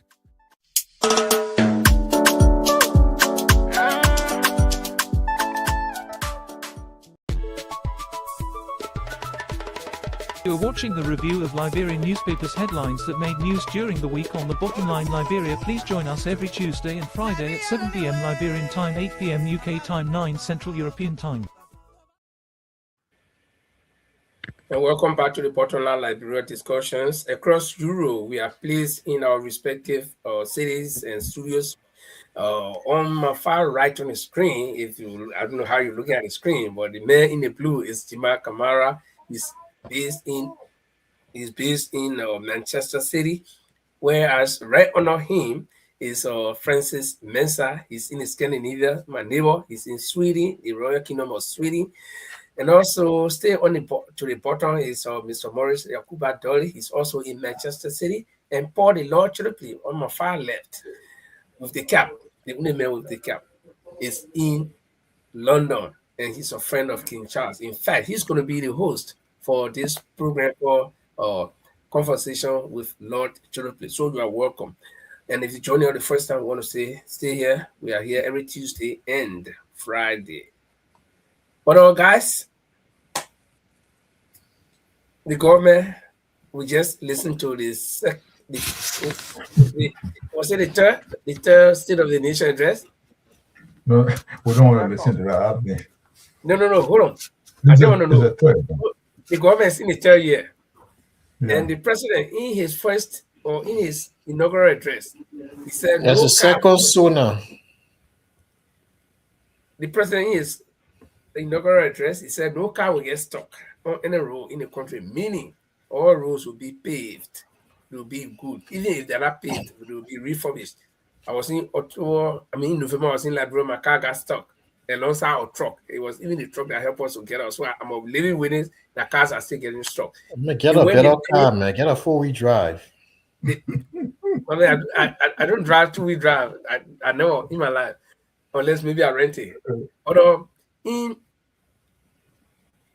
guy took me off track. But in 2 years' time, we have heard a lot about, and that's what Francis is good for. You know, he want to take us off track so we can continue. But in 2 years' time, we heard a lot about.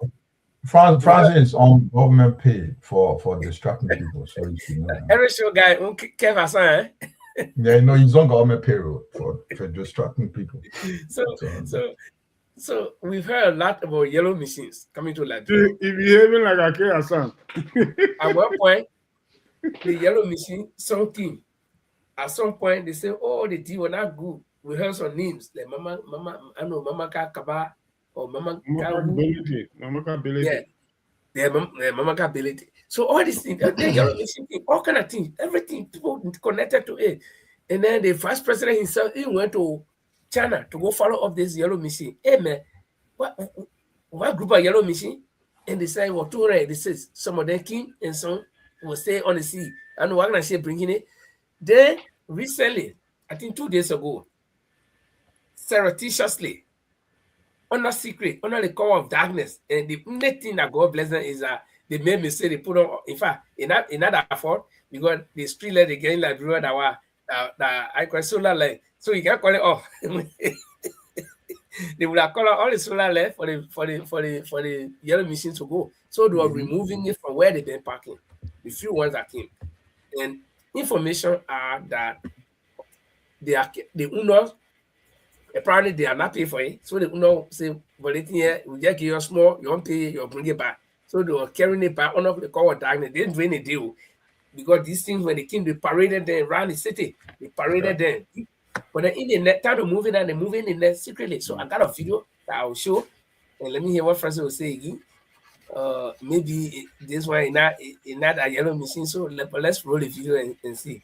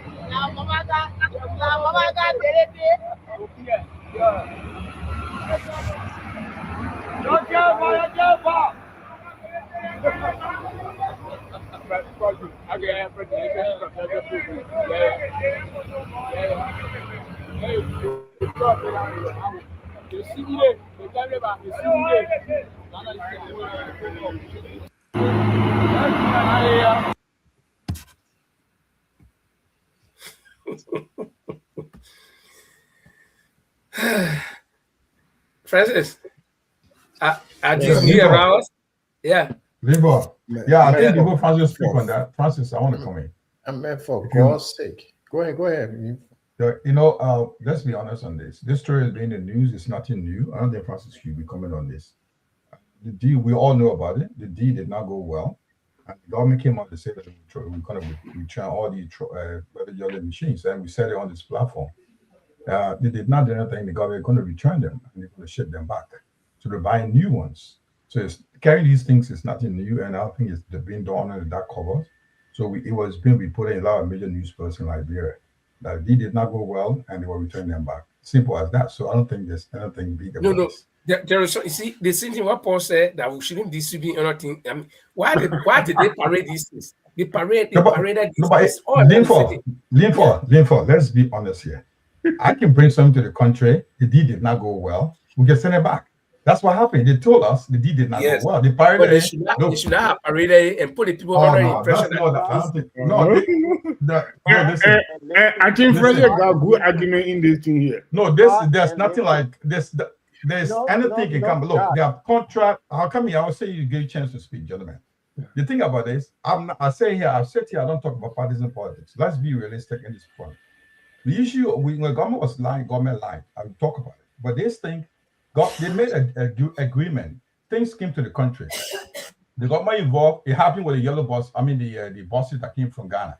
They will not have. They sent the buses back because the agreement did not go well. The same thing with yellow machines. Government said they couldn't pay for it. Went through the Senate, or there was an argument with it. Government said, "Well, we don't want. They will buy a new one. We send this thing back to the owners." And this is why they are taking back. It's being reported in the newspapers. There's nothing secret about it. We can discuss it. I just want to make some clarification here. I'm not saying we should not discuss it. Let me just make a short comment on this thing here. Say something quickly before. Okay, hold on, guys. Let's have some order. Let's have some order. Okay, we go to part 4. Please, Paul, 1 minute. Let me just make a short comment. No, let Paul learn. That yellow machine, we were told the president's friend gave it to him because he believed in the arrest agenda. That was the thing he said. And then later on, we found out that there was money behind it. So, who is the president's friend that decided to donate a yellow machine to him? Because they said it. They came into the country, the president made a bold statement. The friend gave it to him because the friend believed in the arrest agenda. That's the very machine that is going back to this where it came from. So we cannot say here, oh, there was a deal. There was no deal of this thing because then we will say again, the president did lie to the nation when this friend that believed in the yellow machine in his arrest agenda gave it to him. Why is it now that machine is going back? We are all ready to ask questions. It was a gift to the president. So why is it going back? All right. Can I say something now? Okay, Padre, let's see. Yeah. The thing is an open secret. The government of Unity Parties is known fully well to be a government of propaganda and lie. The president did made that statement that the machine will give it to him as a gift from his friend. The friend that never even pay his rent or never even give him a bicycle when he was not a president. But when he became president, the friend gave him over 50 yellow machine free of charge. That was a bloody lot. But however, what I'm looking here is this thing here. The moving of this machine in the night, that looks very much suspicious. They shouldn't have done it because the situation has failed. Everybody know that the machine is no longer the operation. The intended purpose have not going to be taking place. So they have to return it back. That have been stated. While moving the machine in the night, you can move it broad day and take it to the port and send it back because the deal have already failed. Whatever the law he gave it to the Liberian people, and people discovered that everything he was saying is not true. So you decide to give it back to the owner. So for me, if I was the actor of this situation, I could say, look here, let's move the thing broad daylight because it's not anything healing. So that's what I could say. And the one that we saw just going is a heavy tanker and the how do you call it, the dump trucks and stuff. Then the yellow machine, I don't know. I didn't see the yellow machine in this video. Exactly. Thank you, Papa. That's a clarity I want to make. No. I didn't see the yellow machine, to be honest. No. No. Listen, when they talk about yellow machine, I mean, it doesn't have to be yellow. We're talking about earth moving equipment, and those trucks that are going there are road equipment. But something that caught my eye. No. Guys, Yeah. no. They use those trucks. Water tank you can't call Liberian trucks. You can't call those trucks. You can't call the truck in Liberia yellow machine. It's not possible. That's not the word we use. Okay. But at least they brought it. Okay, then why they got a Liberian flag on it and they carry. Then you got it wrong. Then you got the wrong video. Then you got to play the right video. Because this is a blatant propaganda that those trucks are not yellow machines. Those are dumb trucks. Yellow machines are those are the earth the graders and stuff. Then greater excavator machines. All the machines that can build road or whatever, they're not yellow, some are green. No, but I mean that's what we call Liberian yellow machine. No, what we call Liberian yellow machine. Now those caterpillars, the if it is green, was it yellow machine? Was it yellow machine being transported on this video? That's the question. They are earth move. I mean, they are construction machines, trucks. Where did you see that? Of course, you can see the back of the thing. They get the water tanker hanging. Just propaganda. I can roll it for you. You see it good. Those trucks, maybe. Let me tell you what those trucks are. Those trucks coming from. You guys from the B Martin people carrying the trucks, carrying the mine, carrying the thing from the eye. You go see again, you see the truck, you see the dye in the truck. Play that video again. Play the video again or info. If you see there's no trucks, yellow you see machine. dye. Those trucks carry yellow machine. The yellow machine trailers are that special. Those are B Martin trucks. Look at it. They look like tankers. Water. Look at it back. So, we know from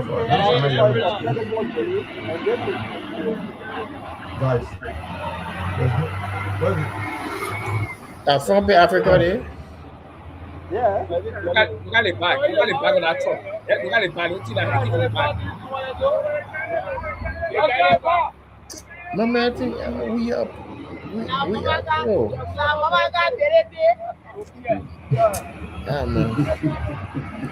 Anyway, you gotta make progress, guys. The time is going.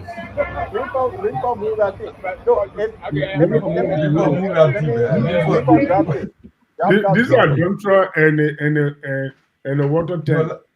I think Livo did look at that properly before you play it. Guys, those trucks, they got the trucks here. When they're making the asphalt, when they're making the asphalt, those trucks come and waste the water, then it cool it, then they get a machine to press it.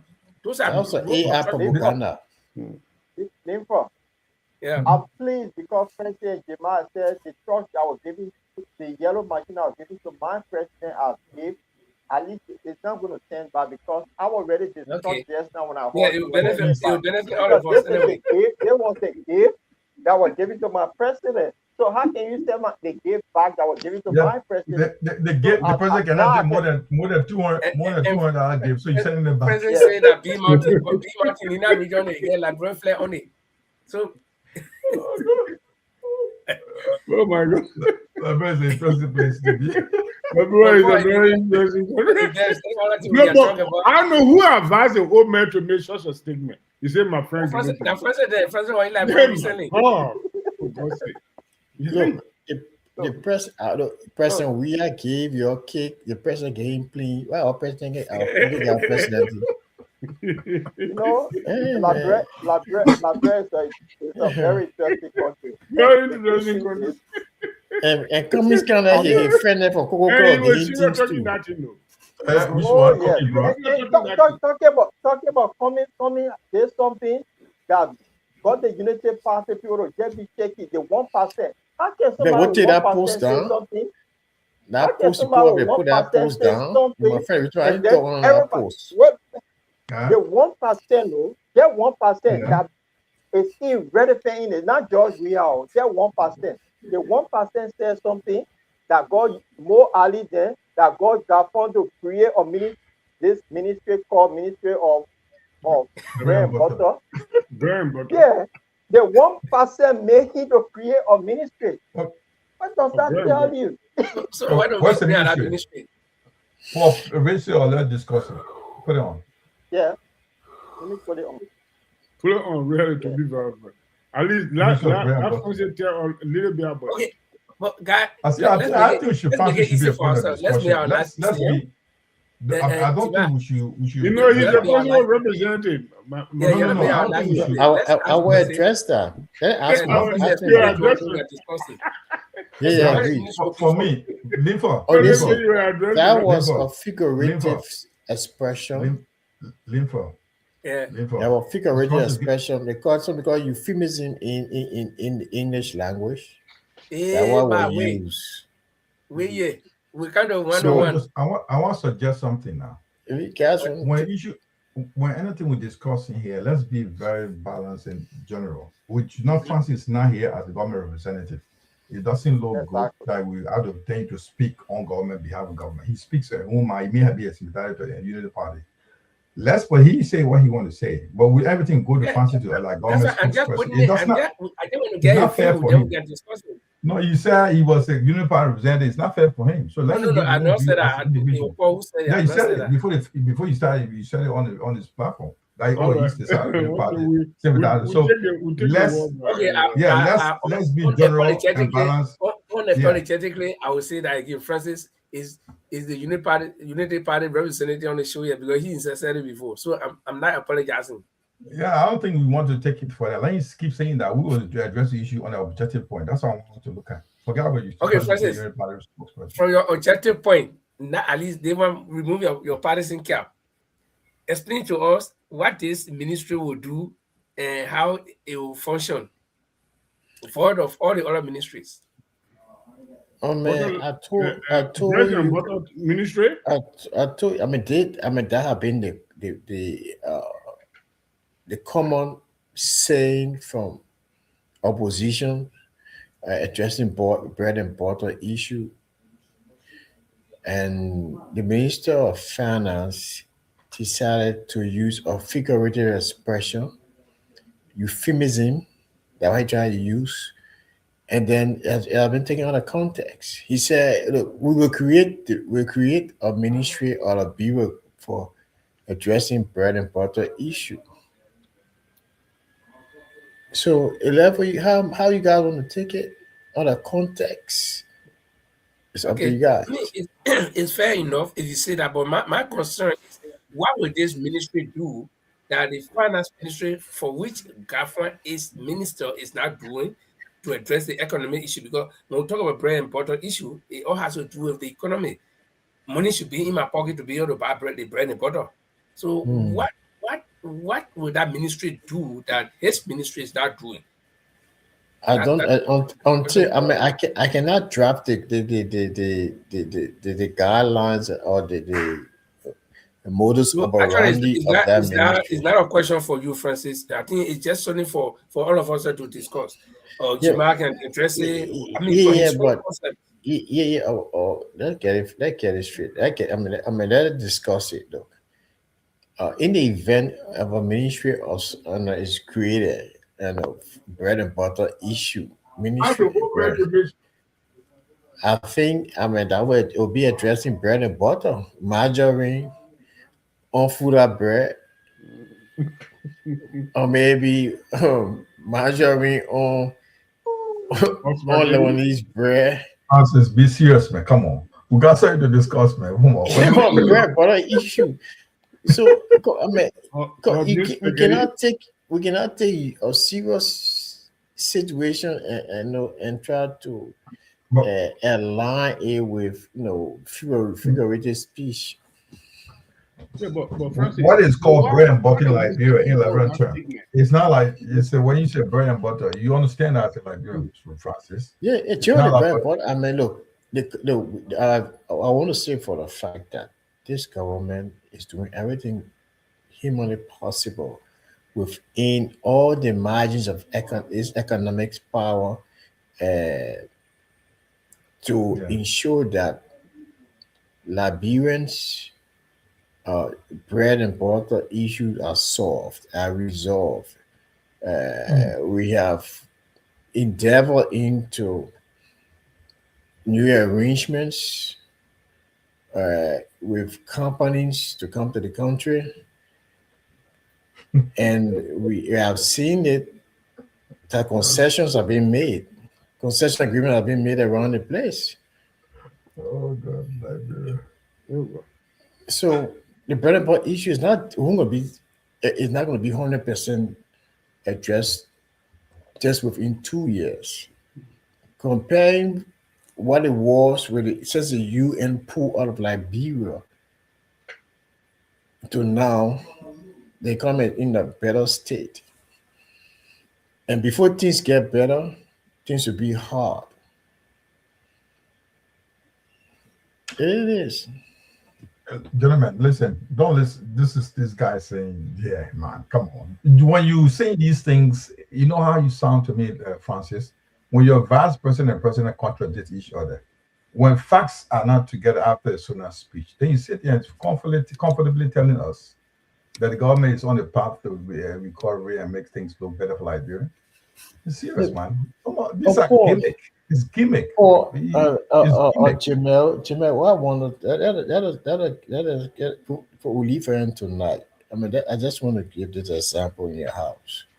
If you live in your house, you got a white shade, and you mistake. I mean, you dye your hair, and the color is turning black, but you leave your hair white, and you have a little brown spot on your collar going home up because of the dye, the yomo. So me a shade now white again. Yeah, that does not correlate. I mean, it does not align with what you're saying here. What does it mean, Francis? No, you're trying to give a parable here. But before you go out, if you were properly dressed before, you were someone who dressed before, we know that it's part of your life, and you come out with no mistake, we understand it's one of these oversights. But this, from the start of the guy leadership up to the present, there have been misinformation, lies, with all kind of cocotte information we can't take. This is what we're saying. If I was properly dressed, I'm a dress guy. Elegant looks, elegant. I want all stylish. I go out with something not looking good. So myself, no, this is not how Jamal looks. There's a mistake here. Then I'll be concerned. But this has been this guy has been carrying sometimes his hair is now combed. He's going outside. Sometimes press is now clothes is not pressed. For the start of the leadership up to today, the government has been lying to us, gentlemen. And we know that. They're telling me you want to give me power, but I don't match. Unfortunately, as you guys view, I mean, I don't expect anything. I don't expect anything, to come from you guys that the government is not doing anything well. But I mean, we all know that government is doing well. I mean, I don't. It's hard to say, it's hard to admit, but I just want to ask. I just want to It won't ask. help you guys for 2029. Yeah, guy. I just want to ask one question. The question go to everybody here? Since the establishment of Unity Party second term, under the watch of old man Joseph Barker, how many new new company have come to sign contract with Labro? The question go to everybody. Besides the old one that was there before a year, how many new companies have come to sign contract with Labro? That if you Let anyone me take it from there, Padole. I know, to start with, the bread and butter company were established by Gafon, to tell you to start with. Hi. So, now talk something. Let's see now, Padole, you ask question, let me flow. Gafon told us that they came out with a budget for $1.2 billion that never happened in Liberia before. Gafon and the government came out and told us that they have created 70,000 jobs. So that is, if you created 70,000 jobs, it's a lot. That means companies came in. And on OKFN, Mo Ali was able to justify the jobs that were created, the Otushan Ball, the Keke Radar, the Plenty Chip Setter, they are all job creation. So the government did create, they brought company in. So if you open how they call it, Prime Color Company, that's the company that the government brought in. This is the law that been so remember. No, but we're trying to say something about this brand butter issue. We know the Ministry of Finance is the one responsible for the bread and butter, because when people are employed, when people are getting paid, they'll be able to buy bread and butter. If they lie to you deliberately, say they created 70,000 jobs, that means a lot of jobs in it, because the government of Liberia already employed 70,000. Then you have additional 70,000 jobs created. So think on it. That means we're not supposed to send money to our people, because there's plenty of people in Liberia that are working, there's money there. So if you lie to the nation blatantly and you want people to accept it and say, well, that's stupid, they made a mistake, that's why you saw Gafan, when the issue was raised about bread and butter, he started to engage some kind of thing, say, oh, we'll create a ministry. But he is the one responsible for our people to have money in their pocket. So why go about lying about everything? The president, let me start with him first before I leave. The president came to office, he said, if causing a ride wheelbarrow, your wife wheelbarrow, the next you found out you're around 1.1 million bulletproof car. 1.2. Something about this government, something about this government, they don't say things straight.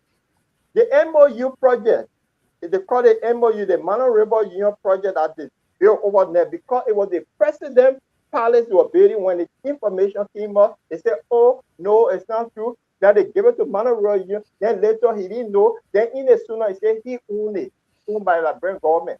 So what all of these lies about? Why can't you just be straight with the people? That's what we're asking here. As an experienced government, be straight. Just tell us, hey, you made mistakes, so who made a mistake. But why is in this situation where the president deliberately lied to the nation, I think you need to call a press conference and apologize to the nation by lying to us instead of using the information minister. He should be. Yeah, but all the people already told you that they blunder, so they are admitting. No, it's not enough. The information minister was not the one that let the president go and tell the nation, say, I lie to you, and that lie have to stop. Paul say you know enough. Let them step down. So Paul, help me remove this stuff. Yeah, I don't know. Can somebody remove this? Yeah, I will remove the minister of bread and butter. Now, when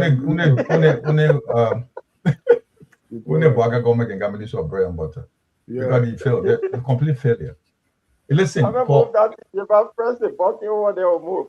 I can see it. It's the Okay. Okay, guys. So my question will never answer by Paul. Okay. Padole, nobody get answers to that question yet. Oh, really? What is the question? We are not in government. How do we know which communicate? Where is the new a company that government go. I think if you ask them, the National Investment Commission, they can be able to answer that question. That's a tough question. We don't know much about it. We never want to tell you. How do we know? Mr. Dolly, Francis, Linford, I have a story to bring up here. It has to do with the Liberians hosting ECOWAS. So Liberia hosting the ECOWAS single currency meeting very soon in Liberia, and there was a meeting in Liberia about that. I just want to bring it out. We can discuss it. Yeah, that's a good story. This is Liberia to host ECOWAS single currency called CBA quotes media support.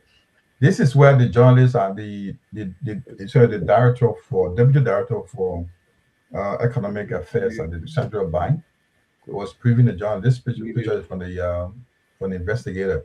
They were briefing the journalists about the government of Liberia is hosting the ECOWAS single currency, which you call ECO, and looking the meetings are taking place. I think somewhere around February, I think the 3rd to the 4th to the 13th of February, and they're thinking about launching the West Africa single currency in 2027. So probably we're looking at next year. Now the question is, you have been since 2020, this single currency has been going on for some time. So it's an issue of conversion rate, where many countries should be having your inflation rate should be below 3%. No, I think you're 5%, sorry, and your deficit, the GDP deficit should be below 3%. So the struggle is most African countries in West Africa have struggled to meet up with these challenges. So it's causing us to have the single currency. But the question I want to bring in, gentlemen, we're looking at the benefit of the single currency. Now, Liberia is no country in West Africa right now that is currently using the US dollars, and it's causing a lot of pain. Now, while we're looking at you're going to be, if this single currency takes place, it's going to be the big West Africa going to be the major economic trading bloc in the region. So I just wanted to see if we can discuss it, the benefit to us, and how we overcome the challenge.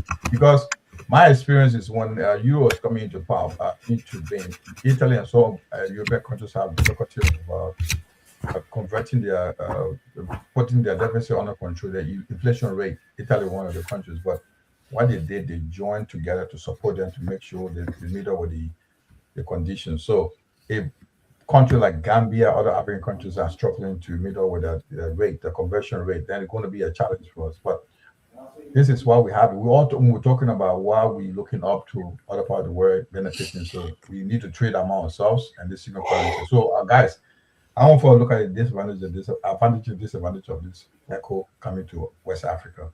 That's what I want to bring up. If anybody want to talk about it.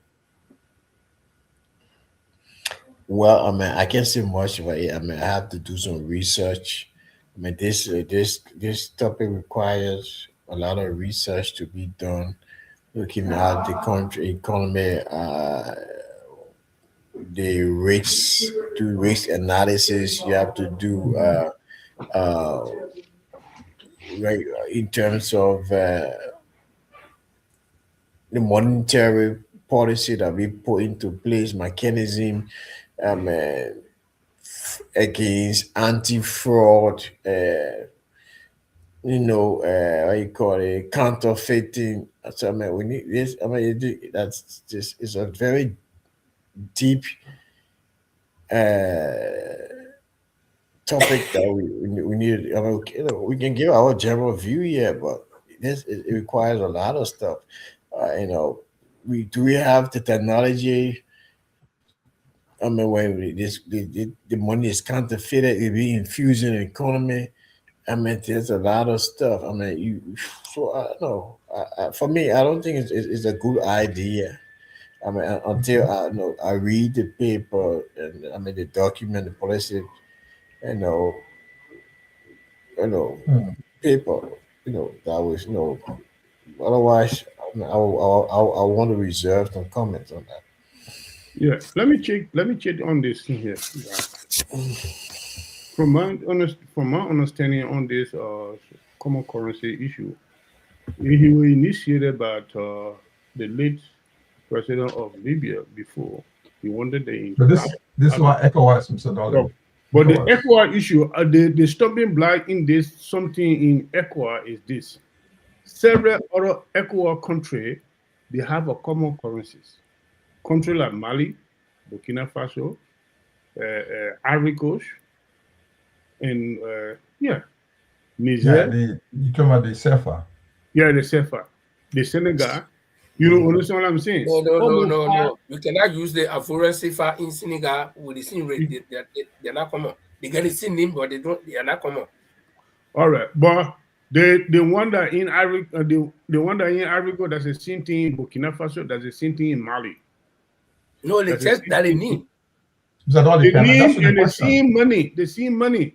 Can you take the money across to go use it? Yeah. The same CFA currency. I travel this area. I know what I'm talking about. I have not been to Senegal.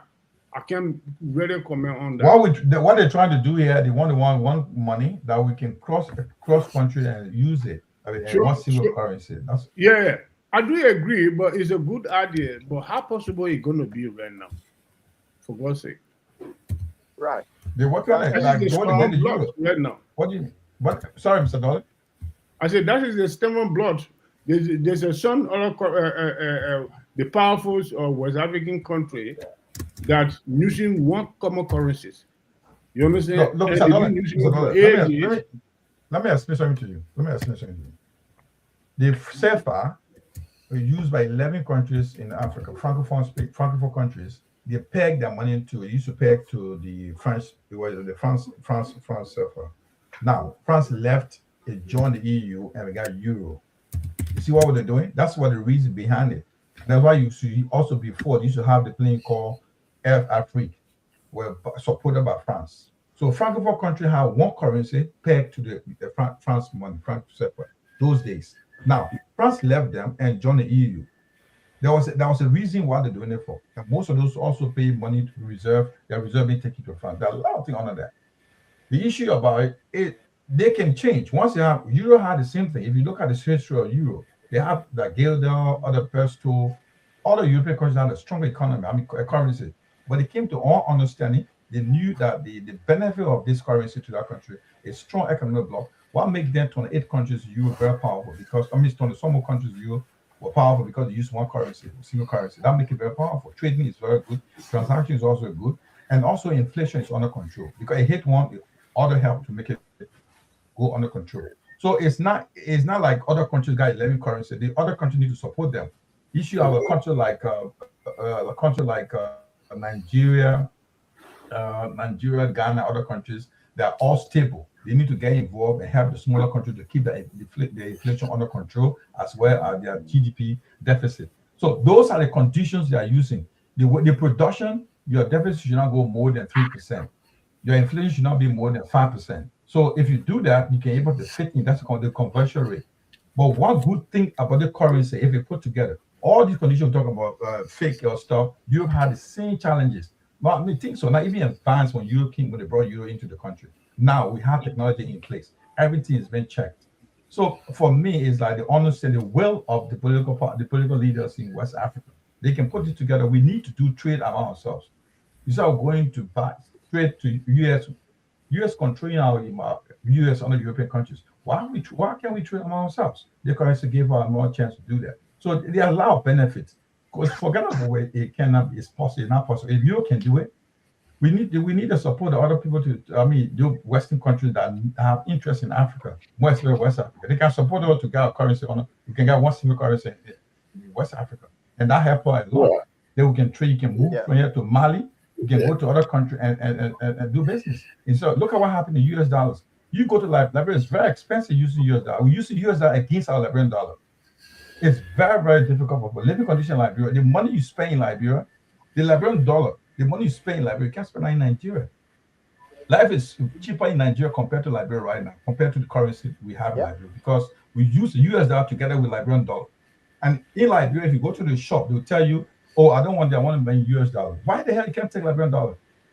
That's what they do. And if you don't bring US dollar, you don't take it. So if you use Liberian dollar, things go a little cheaper for you compared to US dollar because you're calculating US dollars. So there are a lot of benefit. Of course, we may have some issues of like fake, like Francis was saying, there are some inflation, some of infiltrating the system with fake money, and challenges will be there. There must be challenges, but there are more benefit, I think, having single currency in West Africa than more disadvantage. It can be under control. If Euro can do it, some more countries, Euro can come there and have Euro currency, that's why I have strong economy. West Africa. We can do. I think we can do it. That's my point. It just I'm just I mean well that 1 second. I mean Padre was right that 8 countries using our CFA. Yeah. He was right. It's the same currency, the same money across 8 countries. Padre was right. Senegal is part of that. It uses CFA. No, but what Lifo is saying, you cannot cross country and use the CFA in Ivory Coast. That's what he's saying. No, he used it. The same, the identical. Oh, okay. It's CFA. I just Google it. It's all right. I didn't have that information. I mean, I'm just saying, looking at the benefit of it. So if they can do that, if 11 countries in Africa can, Francophone can do, why they can't cross the country? We got one country saying they use everything. We all go and trade among ourselves. When I leave Liberia to go to Sierra Leone, I want to go to Gambia, I can use the same ECHO or whatever name they call it, instead of waiting to do an exchange rate. There's nothing about exchange rate. It helps. It will be a powerful economic trading block in Africa. So I think for me, it's a good idea. You just need to put the modalities together. Mark, can you take it down small? Okay, I will. Jamal, let me turn into this. Yeah, go on. This currency, ECOWAS should have launched it, I think, was in 2022. It should have been yes, correct. launched. Yeah, you're correct. Yeah. And what happened? There were a few countries in the region that Liberia is one of them because their economic situation was not stable. So this meeting that is being held, that we're going to have in Liberia, I think it will be a good thing. Maybe it will help. Maybe they will tell Liberia what to do, because what happened here, if you want to travel from Liberia to Ghana, you pay 700 United States dollar equivalent, between 500, 600, 700. That is the same amount you pay to come to Europe, which is quite expensive. So if we have one currency, it makes it quite easy. Now, Liberian travel to Nigeria to buy goods, and ECOWAS is for trading. And the money that we spend is too huge. So that one currency will make it more flexible, that you don't have to worry to go to Ghana, then you change your Liberian dollar or the US dollar to how they call it, the cedi, before you then go to Nigeria and change it to Naira. So one currency will actually be good for trading in the region. And it will make if Liberia economy not strong, they beat that partnership now, they will help to boost it in a way because we all using one currency. So I think it's a good thing. But I knew that 2022 they should have this. They did now, they coming to their senses that they have to do it. You know, earlier on the show, I don't know, it was Padore who said that you, Jamal, that Africa have to wake up with all of these things the Western world doing. This will help them because what? Donald Trump decided to bomb Nigeria. So who next if we don't put our act together? So this is why you have one currency and you're coming with strong policy. And you know what held the ECOWAS most? The streets that had nation are left. It's still paying them up to today. Why they allow those people to leave? Because of their own blunder. So I just want to put that. I think it's a good thing that they should do it ASAP. Okay, I think I will look at it from another perspective, and give some example from Europe here. You know, when they introduced the euro currency, you see that there was this thing called Brexit. Those of you that are in Great Britain, and most of the Brexit, right? Yeah, Brexit. Most of the powerful countries in Europe who fostered the idea of this euro currency are not even using the euro as official currency. Okay, Great Britain. Yeah. No. You got me wrong. Information not correct. No. No, but why he want to know, being part of the European Union, is two different things. Being part of the currency and also be part of the trade is two different things. So you need to get the information right, brother. Okay. Even Sweden, not using the euro, if I'm right. You're giving chance now. You're giving chance. Now, you see, you bring in country there like Liberia in. I'm driving at something. Okay. How can you say? You see, this is one of the reasons why, even when we're talking about the geopolitics, when we're talking about Euro outsourcing its security to America and all these things, it starts from right here. You know what made America strong? America got 52, 53 countries or states. They all speak one language. They all got one currency. Anywhere in America, you're using dollar. Europe, yeah, you say you got European Union. Norway get different interest politically. They get different currency. They get their kingdom. Yeah, they control everything. The same thing in England. So what is a unity? Well, this is just about doors. You see, the same thing will happen in Africa. Liberia, you're struggling. You're using two currency. You're struggling. Yeah, when you take $1 change it, you get bunch of $1, which is valueless. Then you go to John Echo having our point to say.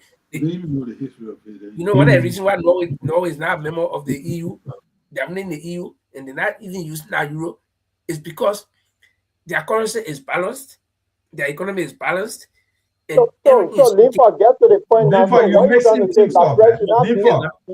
You Linford, comparing you're things not that's not connecting. No, Linford, you don't know what you're saying, man. Come on, you're missing information up here. The economic integration, the currency in one, the single currency different from the European Union thing. Two different things here. You need to get this clear. Don't compare those things. It's totally different. That's what I want to let you know. It's totally different. You can be part of the European Union. You can't be part why of they call it Europe? Yeah, why they call it? But that's a policy they made. So no, they agree. There was a term on it. Listen, there was agreement. Like those who want to be part, they don't want to be part of the economy. Want single currency. There was agreed. That's different from the European Union. Okay. Single currency different from the European Union. So should we apply the same thing in West Africa? We got 16. Yeah, listen. Let me get you. No. Don't say. Yeah, that's my question. This is not yes or no. I'm not doing yes or no. I want to explain. Yeah, because Liberia can say we're using dollar. Liberia can say we are using American dollar. So we of course we are in Ecuador, but we are using American dollar. So we don't want the euro to be our official currency. So if we in an organization like ECOWAS that's supposed to be for trading, and they say let's come up with one currency, you say, oh, Liberia shouldn't be part of it. Is that what you're driving at? That's not what I'm saying. I'm giving you a logic. I'm giving you a logic. Your logic that being in the EU does not mean you should use the euro. Okay, so if Liberia say, okay, but this is the point. The Great Britain was I'm going to bed now. I'll catch you for Tuesday. Okay, but then they were sleep. I don't. The UK were in the EU, but they refused to use the currency. They were in the EU. They get refused. Norway and other countries that have lineage with the EU decide to use their own currency. But it does not mean they're not part. But in a situation, listen, they stay in a union, but some people decide, no, we don't want to use that currency. For the British people say their pound was more powerful, they didn't want to do any currency, but they were still member of the EU. You mentioned Brexit. Brexit, that somebody came out with the idea, said they must leave the union. So it had nothing to do with the currency. Yeah, that's what I want to make you understand. They got the single currency that. Okay, forget about Brexit. No, not forget. What about France? Don't make it. France got the euro. Using euro. France using euros. You're not using the French. That's why I said we don't know what you're talking about. France using euros. They're using That's euro. what I'm telling you. Look, there are 27 countries. Listen, let me inform him. There are 27 countries in Europe. Selling like your country, Denmark, Sweden, other countries now using euro. Other 20 using euros. So that's why we're not the European Union. Yeah, that's the point. That's why it's different. The European Union and single currency, two different things. European Union and single currency, two different things. So you need to understand that.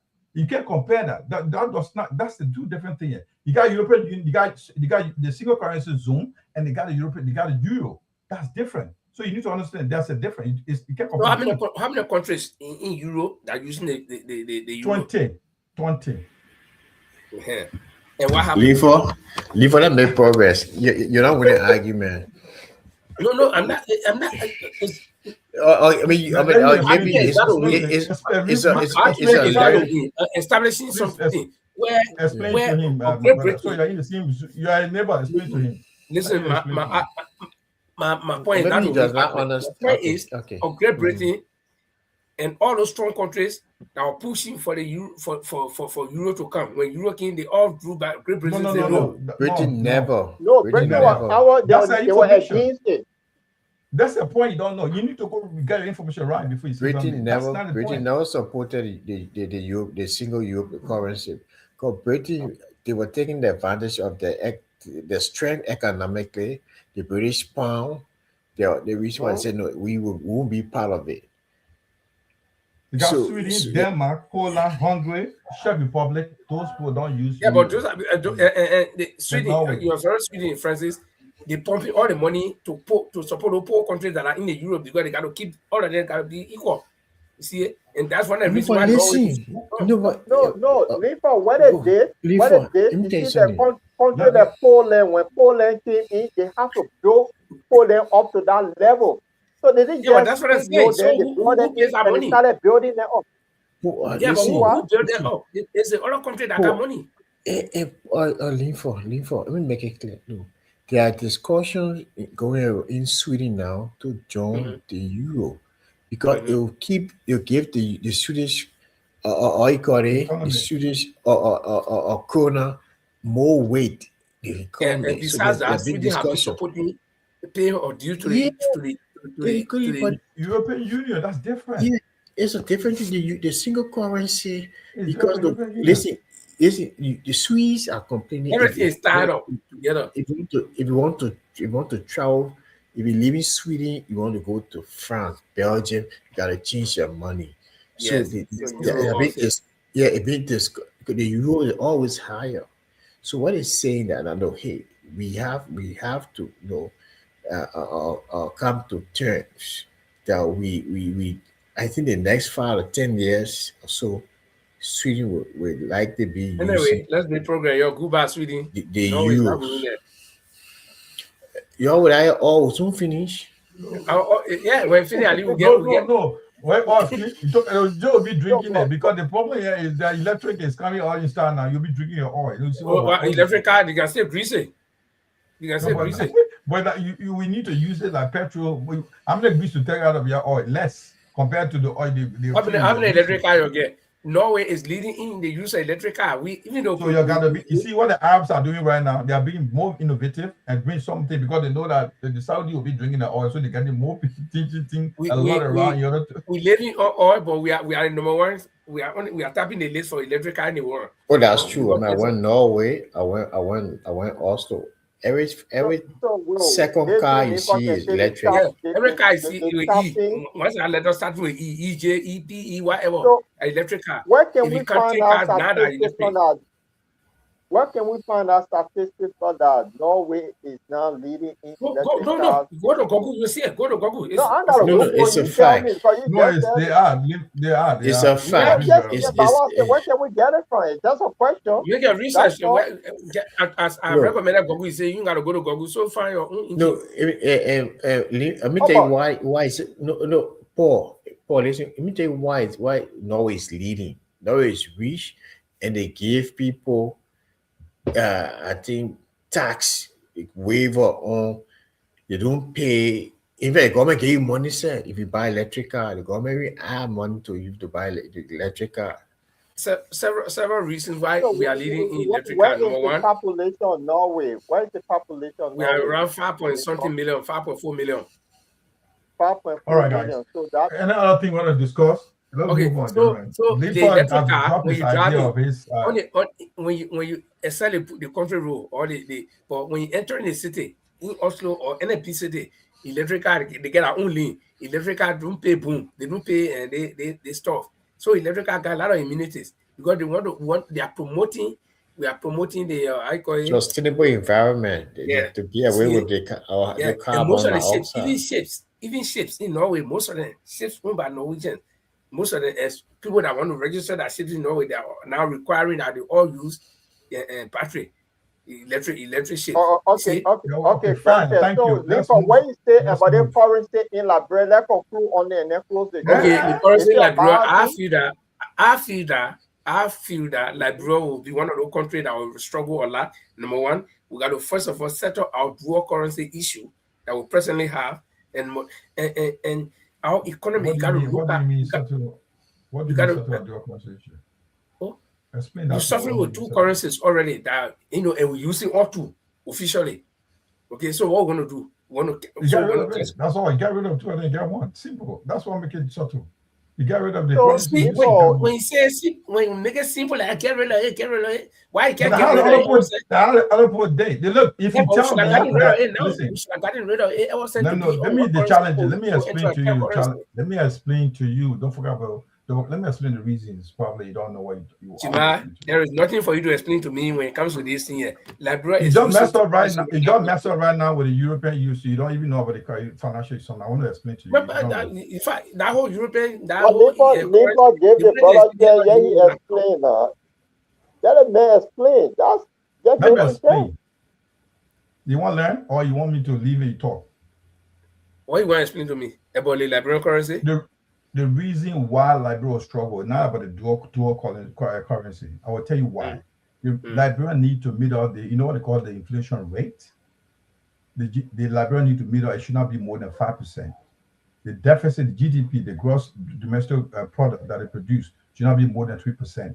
Those are the conditions they set up. The national reserve, they should not go into the reserve. There are conditions the people or the economy zone set up to meet up with. And what is our status now? In respect to that, what is our status now? Liberia status? They are discussing it right now. That's the meeting going to have. They are not talking about the dual. They're not discussing the dual currency. You can drop once you agree. Liberia can drop it and move on. If Liberia have a difficulty doing it, other African countries, Nigeria, other countries they'll come in like they deal with Europe. They'll support you to build up your economy so you can meet up with the conditions. That's what I want to explain to you. It's not about dual having two currencies in the country. But let's make it. It's not about argument's sake. We need to learn. We talk and learn. We need to listen to other people talk. These debates, we have had this debate long time, even when we were beginning. Do they say, okay, let's bring the dual coin. It will help to improve the economy. It will start capital flight, blah, blah, blah. And what happened? It did help. So let me ask you, what the benefit of the dual currency in Liberia? What do we benefit from? There is no benefit. That's the thing I want you to know. There is no benefit. There's no benefit. And Air Force and the region that they call it the trading partner, they started. How sure are we that this ECOWAS will even benefit anybody? Of course it will benefit. Me. When you live in Guinea to come to Liberia, you don't have to worry about finding US dollar. You use one simple currency. That's one of the things. The one transaction cost is gone. That's one you should know. It makes you the biggest trading block in the region. That's what made Europe powerful. Exactly. Europe against dollar. Those are the things you need to look. Listen, I don't want to discuss it. You ask elementary question. The benefit is too big. No, you see, when you make it look simple, but in reality, you see, like Joe Boaka coming to tell you that, when I become president, then everybody out there when time comes, then it's a lie. No. That's not the case. Before we are not saying that it's easy. We are right here. We are on the show tonight. Tonight. Time will come, we'll be chewing our tongue on it here. No. We said we are not saying you just walk into the park. The idea is glamorous. The idea is very glamorous. Anybody can buy the idea, but there are a lot of bottlenecks. Of course. We do agree. When we say that, they are making no policy and say, no. You need to put money in your hand. You gotta beat up with listen. It's not like that. I think the brother just told you every situation is difficult. 2020 should have been launched. However, 2025 didn't happen because of these conditions. Countries in Africa are not meeting up these conditions. So other countries to help Africa, those other countries to meet if they want to succeed. It's not easy as we're saying. We are not saying, but the benefit is profound. That's what we're saying. It's not just walking in the park.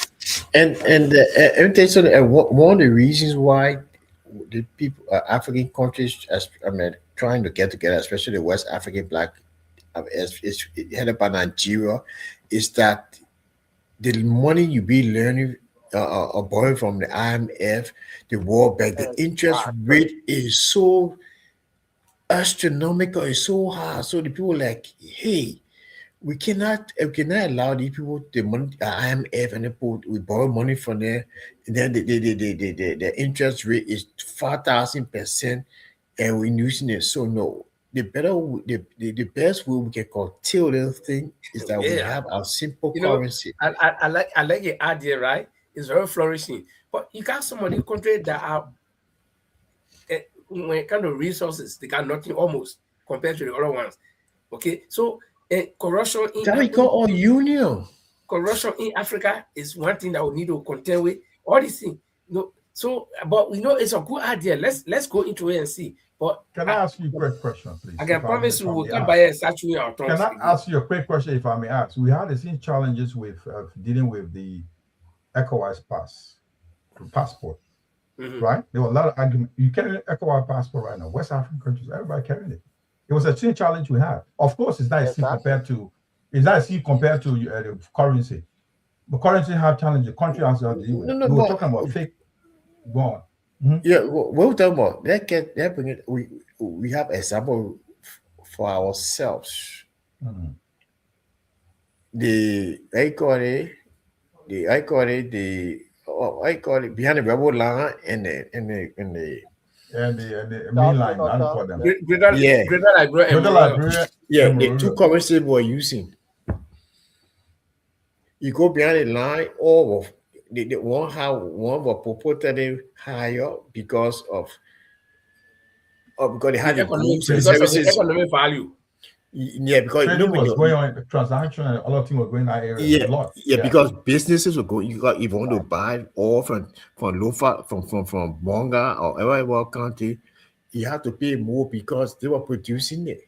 Mhm. They had the material. So that's the We're coming same to my thing point. as. We're coming to my point. Small. Listen. Yeah. Listen to Francis. Let me finish. So when you created the condition where all those bottlenecks are away, you took away the election scheme, we have one simple currency, things became easy. And just a simple example. Despite the same conditions still existing in terms of production, everything coming from the iron ore coming from Nima County, the oil coming from Lofa, the oil coming from Bon County, but still the flow, the price of the goods and services are still the same. Transaction costs are still the same. As simple as Okay. Should I tell you policy. something? I live in Greater Liberia, so our money was stronger than in Monrovia. But that thing you're talking after elections, everything. You know what happened in Greater Liberia?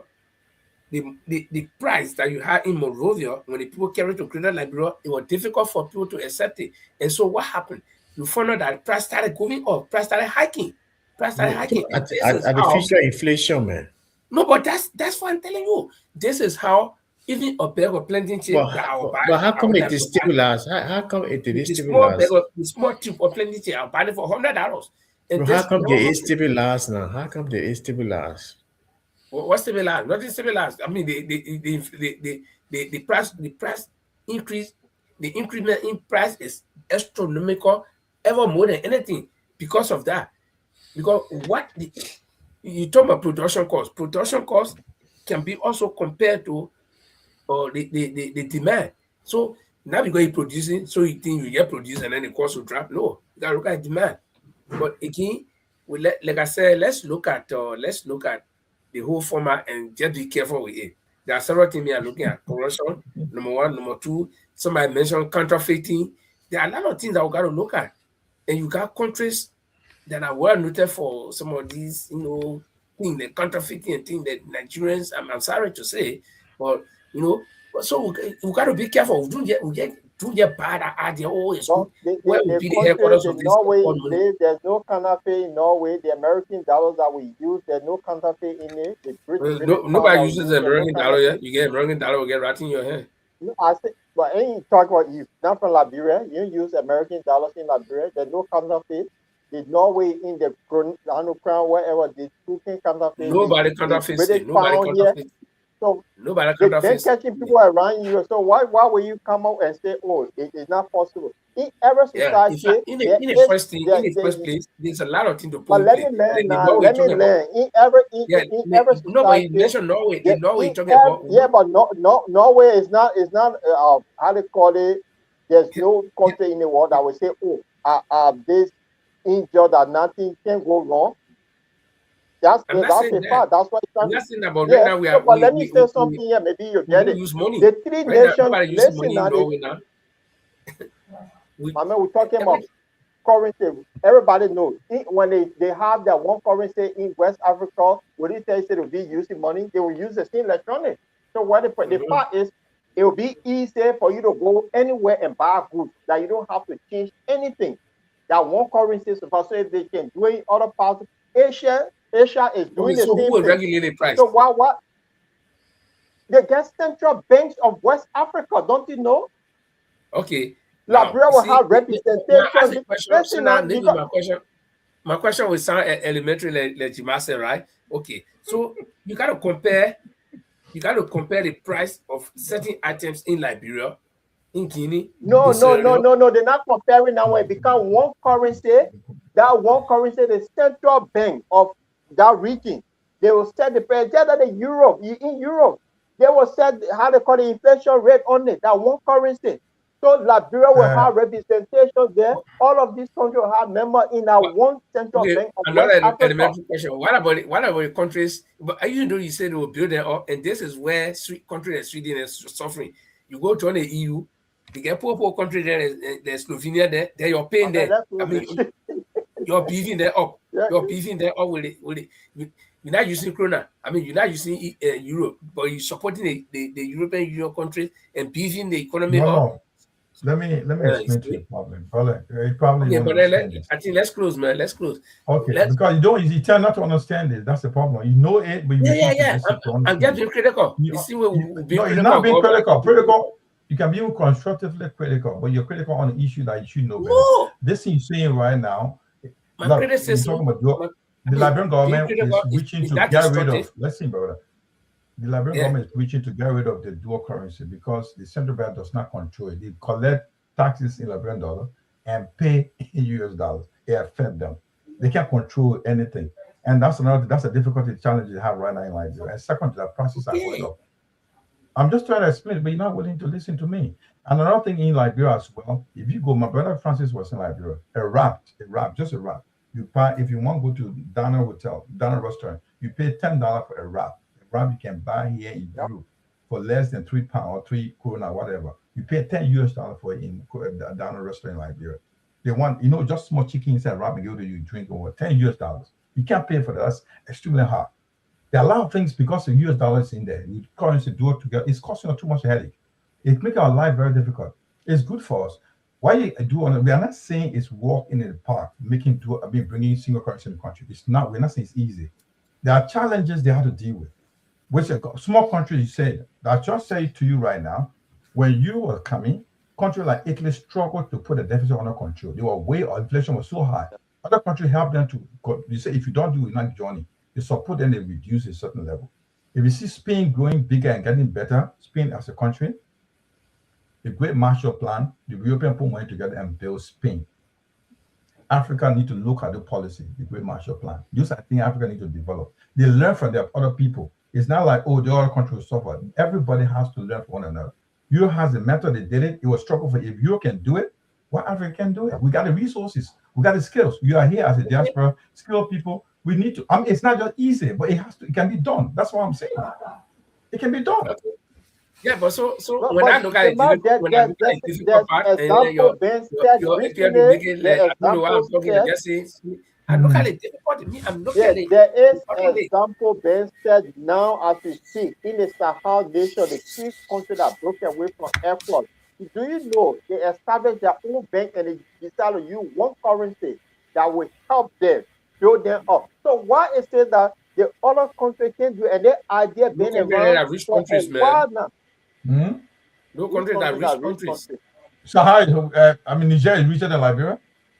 Well, I Niger, don't know that. Burkina I don't know how Faso, yeah, how numerous they rich got. are they? Niger is richer than Liberia in resources? I beg you, man. Couple more. Stop that joke. Niger, How Mali, do all you the know? country bigger than Liberia resources wise. Why Nigeria? A lot. The IRO? The recent information about Liberia of now, what we're sitting on now, you don't know about that? The recent thing we're sitting on right now. If you go, Oh, go no, and check it. that's only what the king do. That show about, man. They just made it I think we need to end this show. This guy's not willing to let me. Gentlemen, Paul, take on. Let's go on. Look, me, one.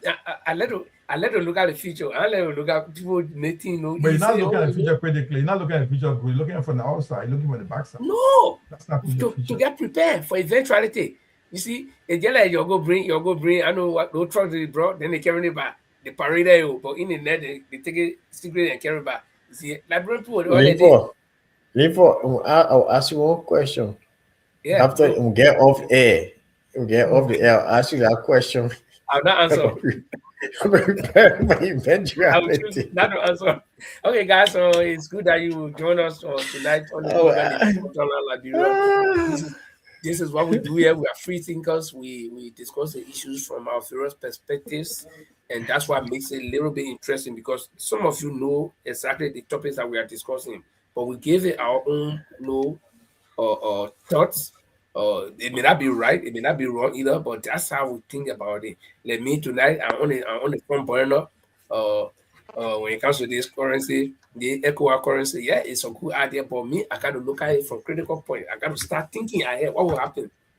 And I hope the central bank for that echo something should be in Liberia, and Liberia should push since Liberia is going to. In fact, Liberia got they are hosting it now. They should push for the central bank to be in Liberia so that we will control it. I don't want it to be in Nigeria. I don't want it to be one of those PP countries there that will say, okay, we are the giant money group, so we control everything. No, me, I'm securing my country's interest.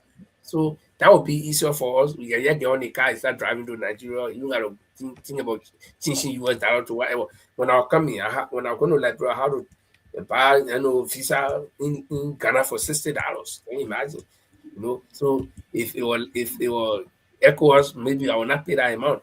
But you again, I can have promise Nigerian you that passport. people we're You going to don't be using have our passport. currency, so the prices of things will reduce. No, we should not fall under that illusion. So, guys, it was good being here tonight. And those of you who joined the first time, we say thank you. This is the Bottomline Life Red Discussions. Francis Mensah has been with us. He's in Sweden, and Jimal Kamara is in. You see the guys from Great Britain. They support everything. They're talking about Brexit but Jimal is in Manchester, and and Paul is in London, and Padori going to sleep. But it was a good show. We'll be here on Tuesday. So before we leave, we gotta give you this information. That's the new phase of the Bottomline Liberia that will be coming up.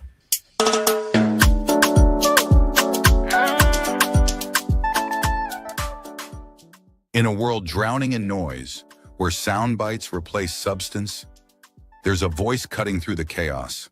Audience with the Lord Chola Play conversation, where Liberians and global citizens tackle the questions we're afraid to ask. Every Sunday at 8 p.m. UK and Liberian time, and 9 p.m. Central European time, Audience with Lord Chola Play. On the Bottom Line, Liberia explores the issues that keep you up at night. Democracy's future in the age of misinformation. Economic systems that serve people, not just profits. Technology reshaping our lives. Reconciliation, development, and the crisis of meaning in modern Liberia. No easy answers, no tribalism, just intellectual courage, genuine curiosity, and the willingness to wrestle with complexity together. This is for Liberians who refuse to shrink their thinking, who believe nuance is wisdom, who are ready to remember how to think, not just what to think. Audience with the Lord Cholo Play Show. Sunday, 8 p.m. Liberian time. Subscribe now. Join the conversation on the Bottom Line Liberia, because the questions that matter most are the ones we're brave enough to ask.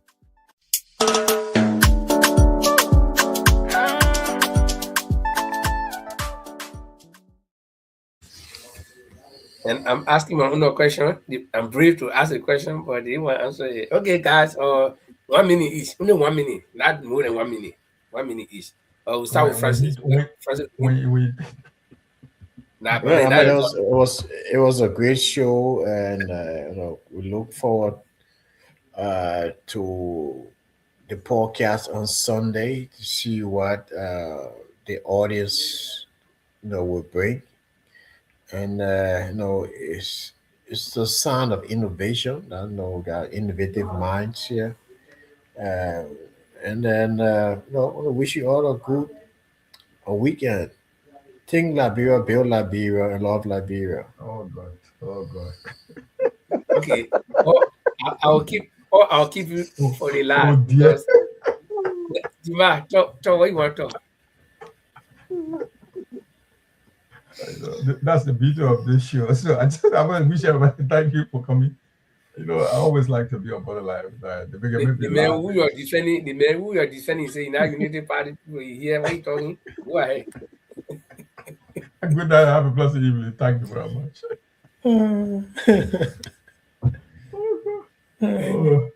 Okay, Paul. yeah, So, guys. Paul, just tell us what you took away and then what we expect on Sunday. Because Sunday will be the first edition, next Sunday.